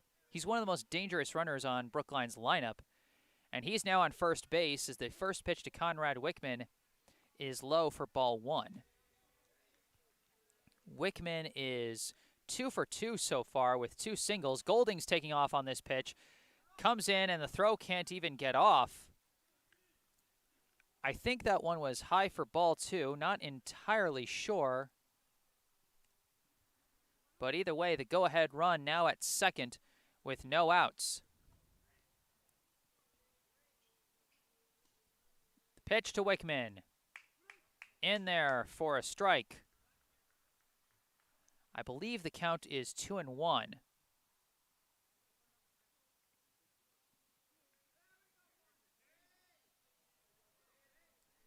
Pitch. He slices this one to the backstop. 2-2 now the count. Golding stands at second. Anything to the outfield and he's going to come in. Any hit to the outfield, that is. 2-2 pitch, skips in low for ball 3. It's an important job now for Colin Campbell, because if anything gets past him, Golding is going right to third. The pitch misses just outside. That's going to be ball 4. Wickman, the free pass down to first, and Brookline now has 2 runners on with nobody out. And now up is the third baseman, number 9, Sam Polgrein. Looks like we have it. This might be the end of the day for Cam Reed. He's pitched 4+ innings, given up 6 runs, 1 earned. If he leaves here, then he would be credited with 2 base runners. And if either of them scores, then he could be on the hook for the loss. But it looks like he's not leaving. The manager is trotting back to the dugout. And they're going to stick with Reed.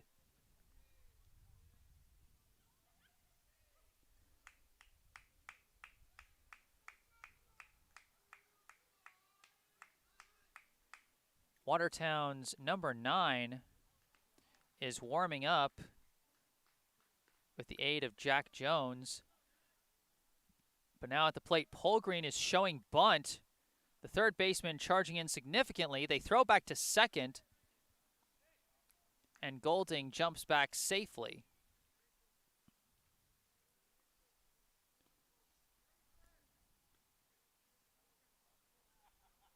Polegreen showing bunt again. Undeterred by the third baseman charging. But he pulls back and swings and misses. That'll be strike 1. Tried to go for the fake bunt that time.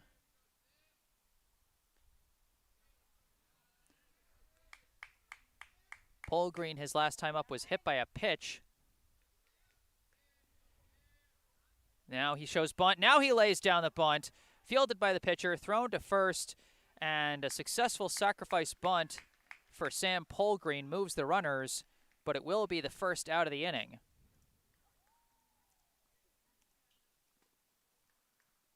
Runners at second and third now. And now coming to the plate will be the first baseman, number 7, James Redding. Redding hit a hard grounder last time, but right back to the pitcher for a double play ball. Pitch, swung on and missed. That's going to be strike 1.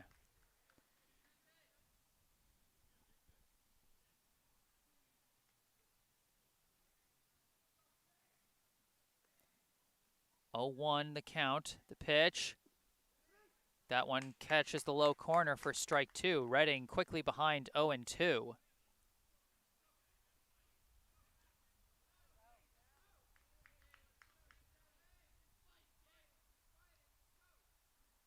The 0-2, and he gets a piece of it and stays alive.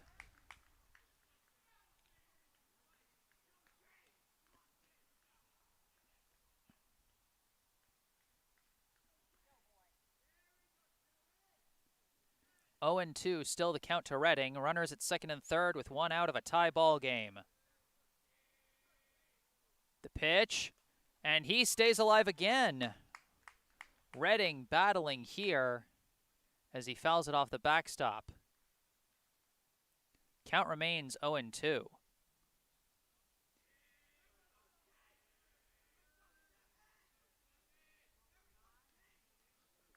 Reed sets. Golding dancing at third. The 0-2 pitch again, and swung on and missed, and they throw down to third! And they don't get Golding at third, but they do get the strikeout of Redding. Campbell was trying to end the inning right there.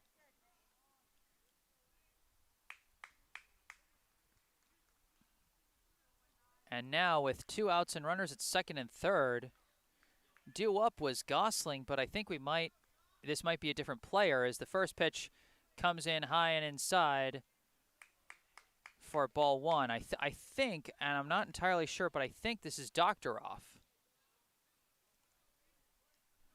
And indeed, this is Ben Doctoroff, number 8, as the next pitch comes inside for ball 2. He came in as a defensive substitution. He moved to second base, so I guess they moved Silverman to the extra hitter spot, moving out Leander Gosling. Pitch in there for strike 1.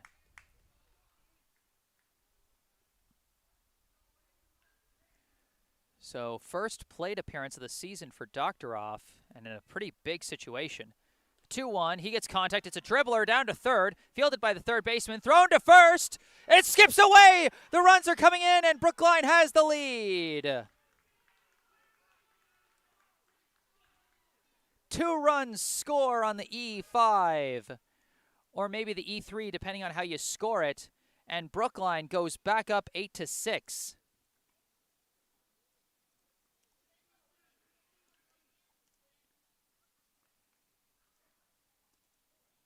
Golding and Wickman both score on that play. And Brookline retakes the lead. And at that spot, they are going to pull Cam Reed. And they're going to bring in number 9, whose name, unfortunately, I don't know.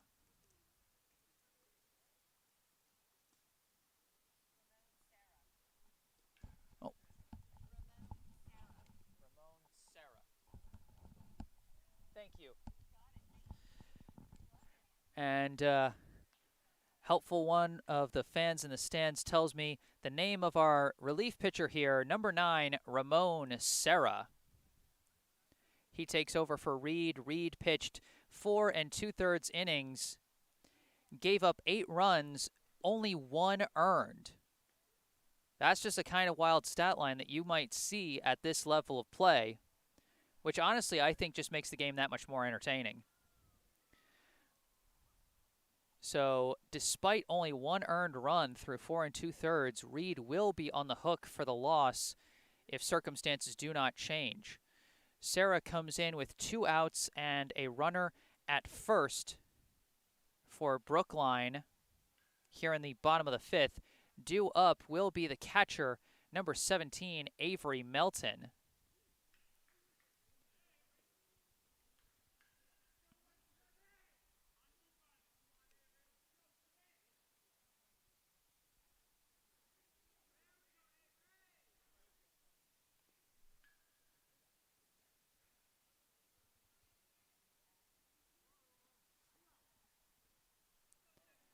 So Melton steps in. First pitch coming from Serra is going to be low and away for ball 1.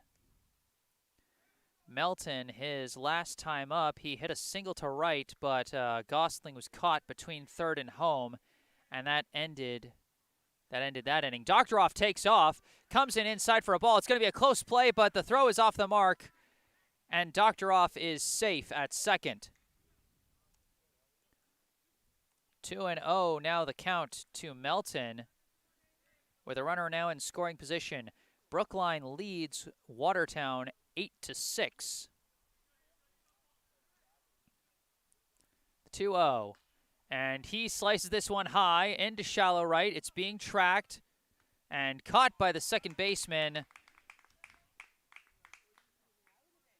And that's going to end the fifth inning. What a wild, chaotic, messy, imperfect game this has been. And you know what? I love every ounce of it. You know, I've said it before, I'll say it again. The professional level, the D1 college level, they spoil you. They make you think that the game is all those routine plays in the field, and that only, you know, long shots into the gaps or over the fence are what can make things happen. And you watch this high school level ball, and you just see that that's not necessarily true. That this game can be a wild, crazy, beautiful mess, and that's what we've gotten today. I mean, think about all the different ways runs have scored. You know, plays that seem routine result in errors, and a bunch of runs come in to score. It's set double steal plays and sack bunts, all the, you know, small ball scratching and clawing ways to try and get your offense going. And listen, I love the deep ball as much as anybody, but I think there is a lot of value, you know, just from a fan's perspective. I think there's a lot of value in something that's less powerful, but a little more varied and a little more creative that you see at this level. Just my 2 cents, just me going on a little rant there. And I appreciate you all letting me indulge myself there.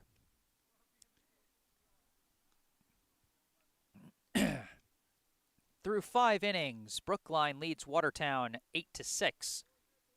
Brage Golding returning to the mound after scoring the go-ahead run for Brookline. And due up is going to be the 4, 5, 6 hitters for Watertown. So the relief pitcher is going to come on first. Ordinarily due up in this spot would be Cam Reed, but since he was taken off the mound, coming up is going to be number 9, Ramon Serra. So it'll be Serra, Colin Campbell, and Mason Lombard due up, the 4, 5, 6 hitters. First pitch swung on and missed, and that'll be strike 1. You know, we talk about the different kind of throwing styles, how some pitchers focus on placement, some focus on movement. But as this one skips in for ball 1, you can see with Golding, for the most part, he just throws hard. You know, he's got a cannon of an arm that usually we see him use when throwing balls back into the infield from center field. But he can use it in this situation too. The 1-1 pitch comes in high for ball 2.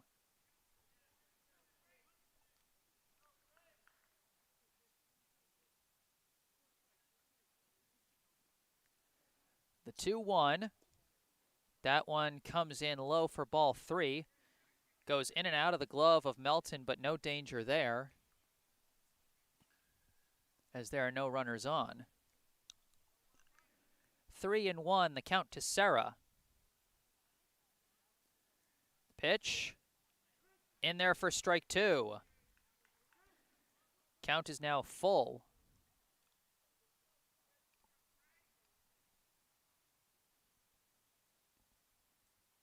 The payoff pitch just misses high, and that's going to be ball 4. That's the tough thing. Serra, as you can see, not one of the taller players, and as a result, it's a harder strike zone to hit. And he takes full advantage there, just patiently waits for 4 balls to come across the plate, and he gets a free pass. First pitch to Campbell is sliced foul down the first base side. That's going to be strike 1. Colin Campbell. His last time up, he hit an RBI single up the middle that scored Liam Lawn for the first run for Watertown. Pitch, swings and misses there for strike 2. 0-2 the count for Campbell. He is 1 for 1 with a hit by pitch and an RBI. Pitch there, and he gets him on strikes. 3 pitches, 3 strikes to Colin Campbell as Golding gets him looking for out number 1. Now up is number 4, Mason Lombard. Sarah leads off from first. Pitch from Golding, skips in, blocked by Melton, but that's going to be ball 1. Lombard, his last time up, hit an RBI single to left. That scored Michael Cormier and made it 6-2 at the time. It's now 8-6 as Brookline leads once again. Count to Lombard is 1-0. Pitch comes in high for ball 2.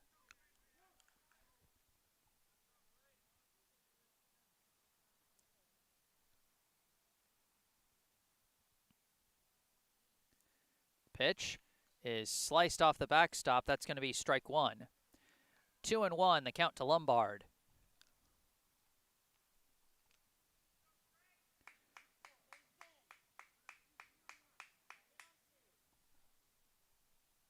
Runner at first. Tying run is at the plate with 1 out here in the top of the 6th.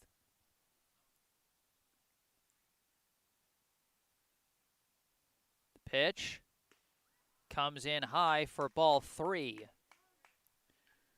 3-1 now the count.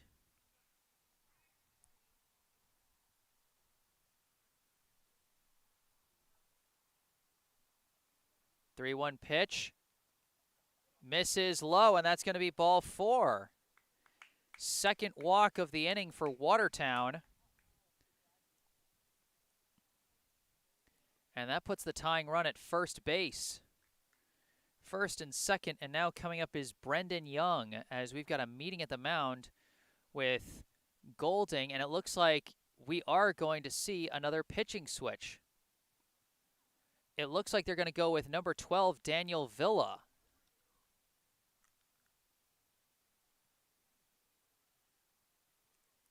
Looks like it's going to be a straight swap. Villa moves from center field to the mound, while Golding moves back out to his original position in center.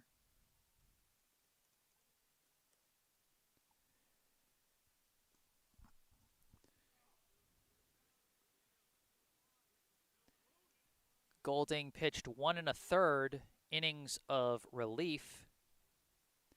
He is currently on the hook for the win if the leader does not change through the rest of this game.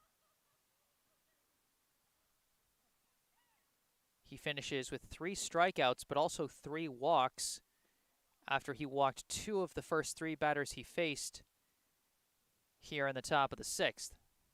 Ramon Serra, the relief pitcher, stands at second, hoping to help out his cause, with Mason Lombard standing at first.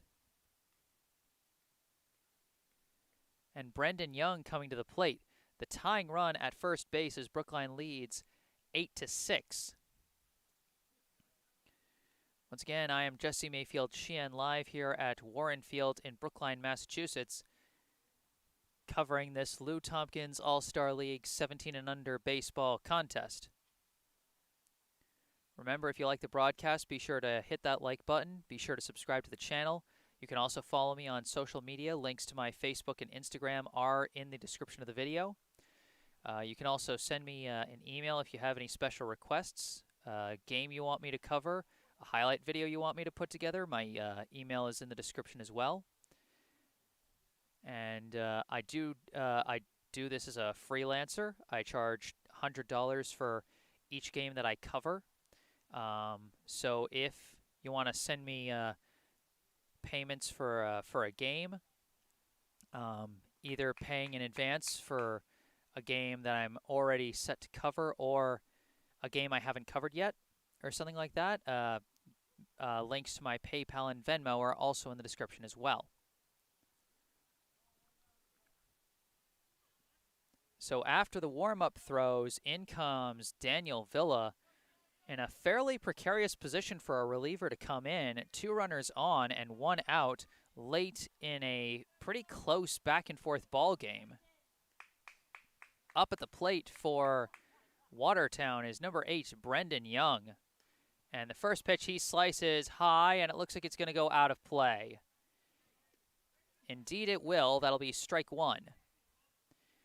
Young, his last time up, hit a 2-run single to shallow right that turned into a 3-run hit thanks to a throwing error by Melton. That cut the Brookline lead at the time all the way down to 6-5. Of course, the score now is 8-6. Villa checks Serra at second, though 0-1. It gets away from the catcher, but only briefly, so nobody takes off. That's going to be ball 1.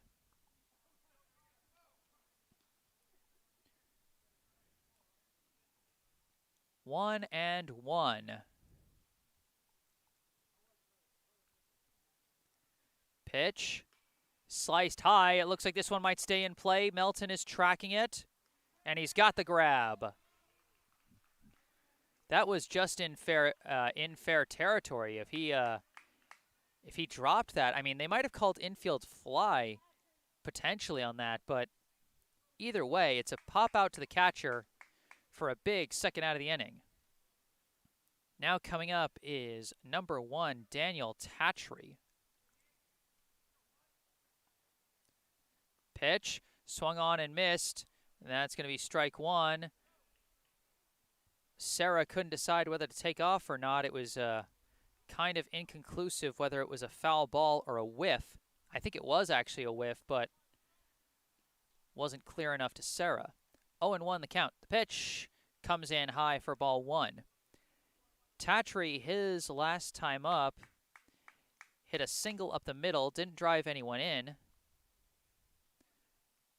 but set a guy in a spot to score. This pitch comes in inside for ball 2. 2-1 the count. 2 outs, runners at first and second. Watertown trails Brookline by 2. 2-1, sliced foul over the backstop. That's going to be strike 2. 2-2 the count to James Tatry. Here in the top of the 6th inning. Ramon Serra at second, Mason Lombard at first. The relief pitcher Daniel Villa trying to get out of the jam. The pitch comes in high for ball 3. It'll be a full count with 2 outs. The tying run stands at first.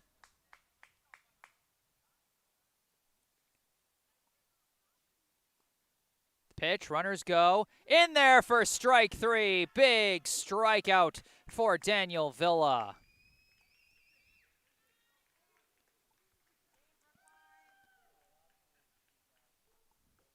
Watertown leaves 2 runners stranded. They're in the top of the 6th. They will have 1 more inning to try and come back here in regulation, but that is going to have to wait until after Brookline gets 1 more chance to try and increase their lead. The score through 5.5, Brookline 8, Watertown 6.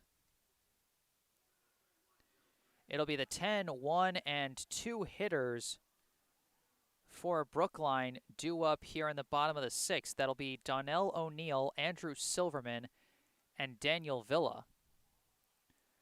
Ramon Serra returns for another inning of relief work.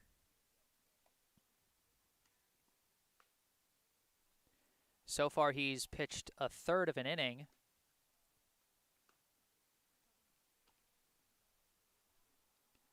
As he got out of the bottom of the 5th after the starter Cam Reed was pulled. Right now, if the game were to end with the current score, Reed would be the losing pitcher for Watertown, and for Brookline, the winning pitcher would be Brage Golding.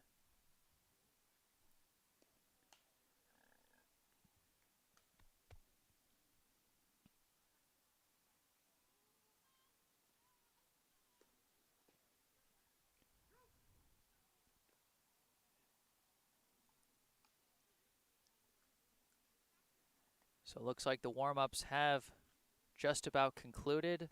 There's the throw down to second. And that should get us ready to start the bottom of the 6th inning here. Leading off for Brookline, number 3, Donnell O'Neill. O'Neill, his last time up, struck out looking to lead off the 4th inning.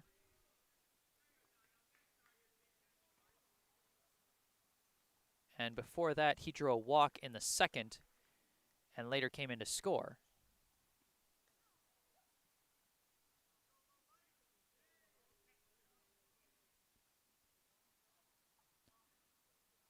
So 0 for 1 with a walk, a run, and a strikeout. Pitch swung on and missed. And that'll be strike 1.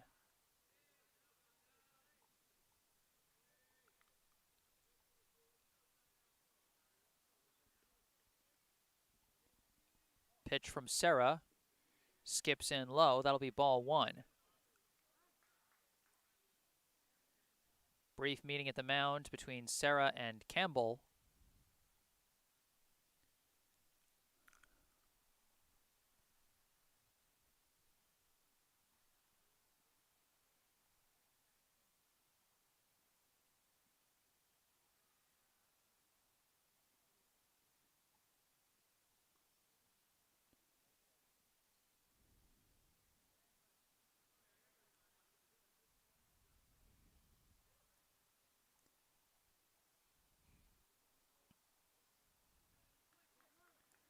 One and one, the count to O'Neill as we come out of the timeout.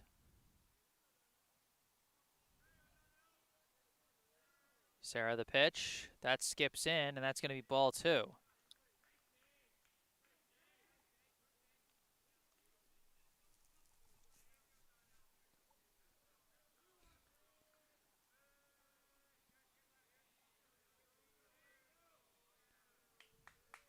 The 2-1 pitch. Catches the outside corner for strike 2.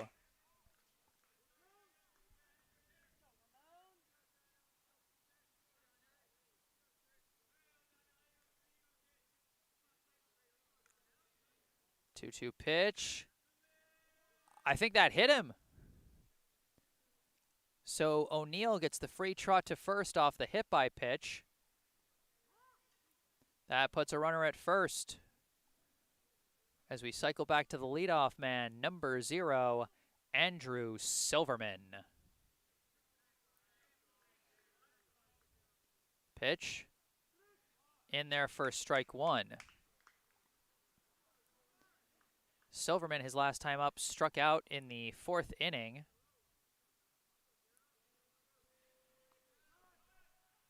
As this one skips in for a ball.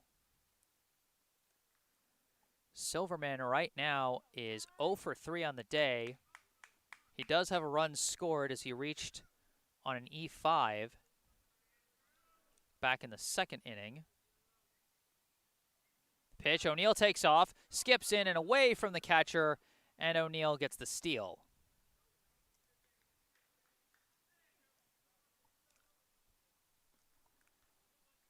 Two and one, now the count to Silverman.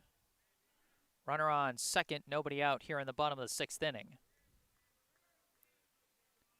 Pitch, that one comes in high, that's going to be ball 3.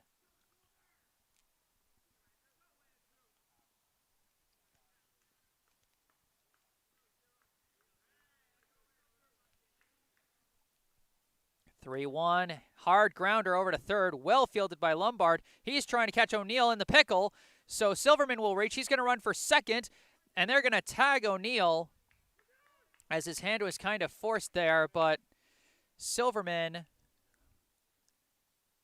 does go down to second on what was ultimately a fielder's choice.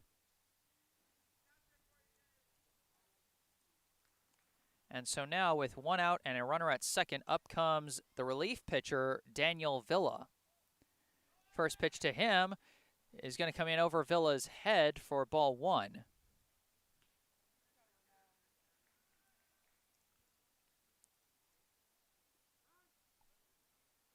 So we got another meeting at the mound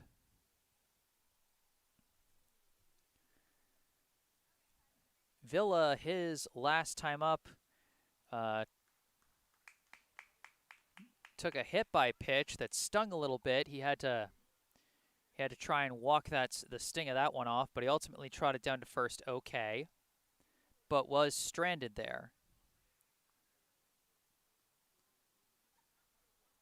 Before that, of course, was his 2-run double to left center. This one skips away. Silverman's going to get a free pass to third. So that's ball 2, and a wild pitch as Silverman goes down to third. The 2-0 pitch to Villa comes in inside, and that'll be 3-0. So Villa 1 for 2 so far with a double, a hit by pitch, and 2 RBIs. Now the pitch comes in low, and that's going to be ball 4. So a 4-pitch walk. Villa has now reached base safely 3 times today in 3 different methods. He's got a walk, he's got a hit by pitch, we got an erroneous throw back to the pitcher, and Silverman's going to come in! This game is ridiculous! Just when I thought things couldn't get any sillier.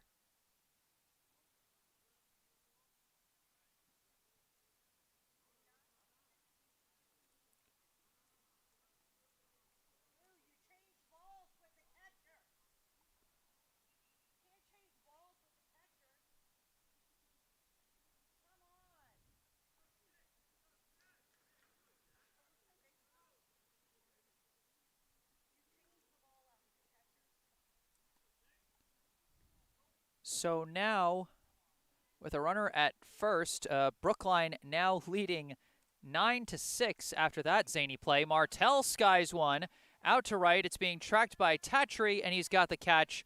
That'll be out number 2.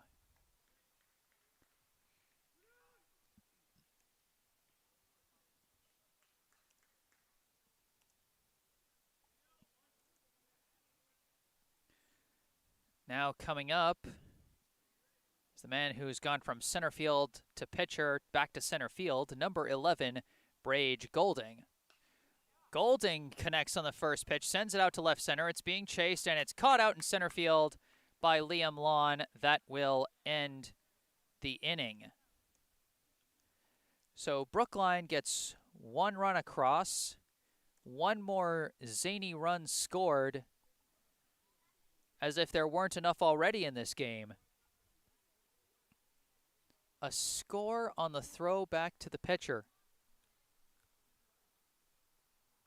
I'll tell you, it's been a zany game, but it's been a fun game. I don't know about you guys, but I'm enjoying this one. I'm having a lot of fun with it. I am Jesse Mayfield-Sheehan, live here at Warren Field in Brookline, Massachusetts, bringing you this Lou Tompkins All-Star League 17 and under baseball contest. And we're getting ready for the top of the 7th and final inning of regulation. Due up for Watertown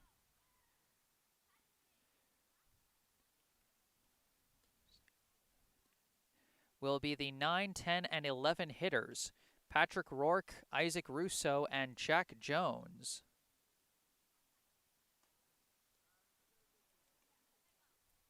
Daniel Villa comes back out onto the mound for another inning of relief work after he came in with runners on first and second and 1 out in the top of the 6th and got 2 quick outs to get out of the jam. So if Villa finishes the game, I do believe he would qualify for a save, if I'm not mistaken. Of course, like I said, Brage Golding is currently on the hook for the win, while Cam Reed would get the loss for Watertown. But the game's not over yet. 9-6 the score. Brookline leads. And stepping to the plate is number 3, Patrick Rourke. Pitch from Villa. He shows bunt but pulls back as the pitch comes inside for ball 1.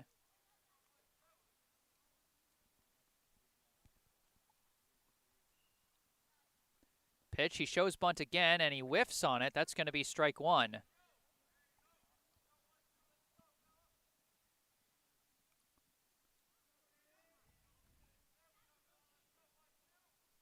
The 1-1, full swing, and he fouls to the backstop. That's going to be strike 2.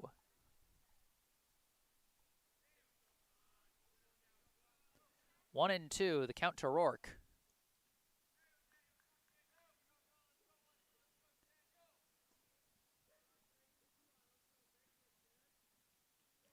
The 1-2, he gets contact, skies it out to left center. It's being tracked and ultimately called for by O'Neill out and left.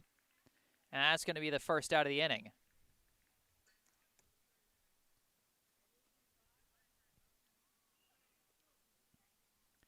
Now coming to the plate, it looks like we have a pinch hitter. This is number 5, who unfortunately,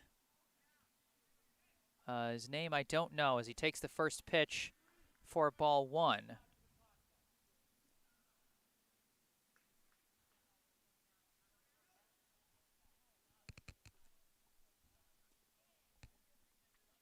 Got a bit of a conversation going on between the first base ump and the Watertown first base coach. Not sure if maybe there was a little rowdiness or something. I didn't notice anything, but either way, the pitch is swung on and missed. That'll be strike 1. So a 1-1 count to number 5.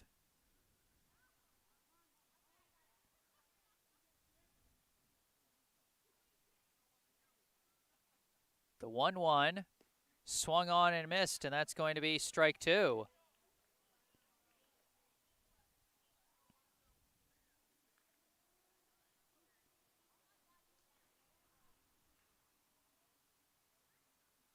The 1-2 pitch misses high and away. That's going to be ball 2.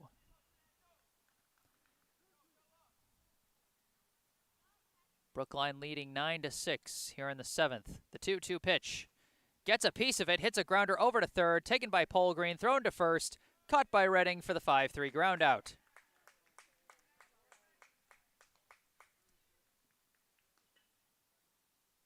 Now coming to the plate, last chance for Watertown, and it's going to be another pinch hitter. This is number 2. Another player I don't have. Pitch, and he golfs this one on the first pitch, out to center field. Golding's tracking it. He's got it, and there's your ball game. Brookline manages to come away with a win as they defeat Watertown 9-6. Brookline gets back in the win column and improves to 8-2 on the season, while Watertown has their 4-game win streak snapped by the same team that dealt them their most recent loss. They fall to 5-4 on the season, but what a zany game it has been. Like I said, the final, Brookline 9, Watertown 6. Brage Golding gets the win on the mound for Brookline. The loss goes to Watertown's Cam Reed, and unless I'm mistaken on the definition of a save, I believe that Daniel Villa earned himself a save since he finished the game, and when he came in, the potential tying run was at first base. I am Jesse Mayfield-Sheehan, wrapping things up here at Warren Field in Brookline, Massachusetts. Before I give a quick summary here, just a reminder to hit that like button, to subscribe to the channel to stay up to date on future broadcasts. You can also follow me on social media. Links to my Facebook and Instagram accounts are in the description of this video. Also, if you want to send me any special requests, coverage of a game, maybe a highlight video you want me to put together, you can send those requests to my email address, jgms brookline88@gmail.com. That is also in the description of the video. And if you want to send any payments for those kind of requests, or maybe pay in advance for me to cover some games, you know, I've been paid a bit in advance for this team's game, so nothing is currently owed to me money-wise. In fact, I owe the team a few games to cover that I plan on covering continuously. But if you want to send any payments, links to my PayPal and Venmo accounts are in the description of this video as well. So a quick summary of the game. Brookline got on the board first in the first inning. Brage Golding got it started. He hit a fly ball out to left field that the left fielder lost in the sun. That allowed Golding to go all the way to second and allowed Jack Martell to score from second, putting Brookline on the board 1-0. Conrad Wickman came up next, hit a bloop single to right. Golding scored from second base, and Brookline took a 2-0 lead. That ended the scoring for the first inning, but then Brookline came back in the second inning, and with 2 runners on and 2 outs in the bottom of the second, Andrew Silverman hit a pop-up into the shallow part of the infield, but the third baseman lost track of it and couldn't pull it in. That allowed Avery Melton to score run number 3 for Brookline. Daniel Villa came up next and smacked a double out to left center. That scored Donnell O'Neill as well as Silverman, and Brookline went up 5-0. Again, Watertown was shut down offensively, and then in the bottom of the third, Brookline got 1 more run across. They had runners at first and third with 2 down, and they decided to go for a bit of trickeration. Leander Gosling just sort of started walking towards second base while the pitcher was getting ready to throw his first pitch to the next hitter. And they tried to catch Gosling in between the bags, but he managed to sneak his way down to second and slide under the tag. And while all that nonsense was happening, Conrad Wickman came in from third and scored run number 6 for Brookline. It was absolutely zany, but that brought the 6th run in for Brookline. But then in the top of the fourth, just when it seemed like everything was going Brookline's way, all of a sudden things exploded for Watertown. They loaded the bases quickly with 1 out, and then Colin Campbell got the scoring started. A single up the middle drove in Liam Lawn to make it 6-1. Mason Lombard hit a single to left that brought in Cormier and made it 6-2. Michael Cormier, that is. He scored that second run. Then Brendan Young came on and hit a single to shallow right just over the second baseman's glove. That brought in Cam Reed and Colin Campbell to score naturally. Then Melton tried to pick off Lombard at second, but his throw missed the mark, and so Lombard came in to score, and that made it 6-5. Then 2 batters later, Patrick Rourke reached on an E6 as the shortstop juggled the ball and wasn't able to get anybody out. Young came in to score the tying run, and that put the score at 6 apiece. Brookline was able to get out of the inning without giving up the go-ahead run, and in fact, that would be the only score. That would be the only score for Watertown in this game. It took until the bottom of the 5th inning for Brookline to get the lead back. They put runners at second and third with 2 outs, and then the newcomer, Ben Doctoroff, ended up reaching on an E5, an erroneous throw to first base on a grounder. Both Brage Golding and Conrad Wickman came in to score, and Brookline went up 8-6.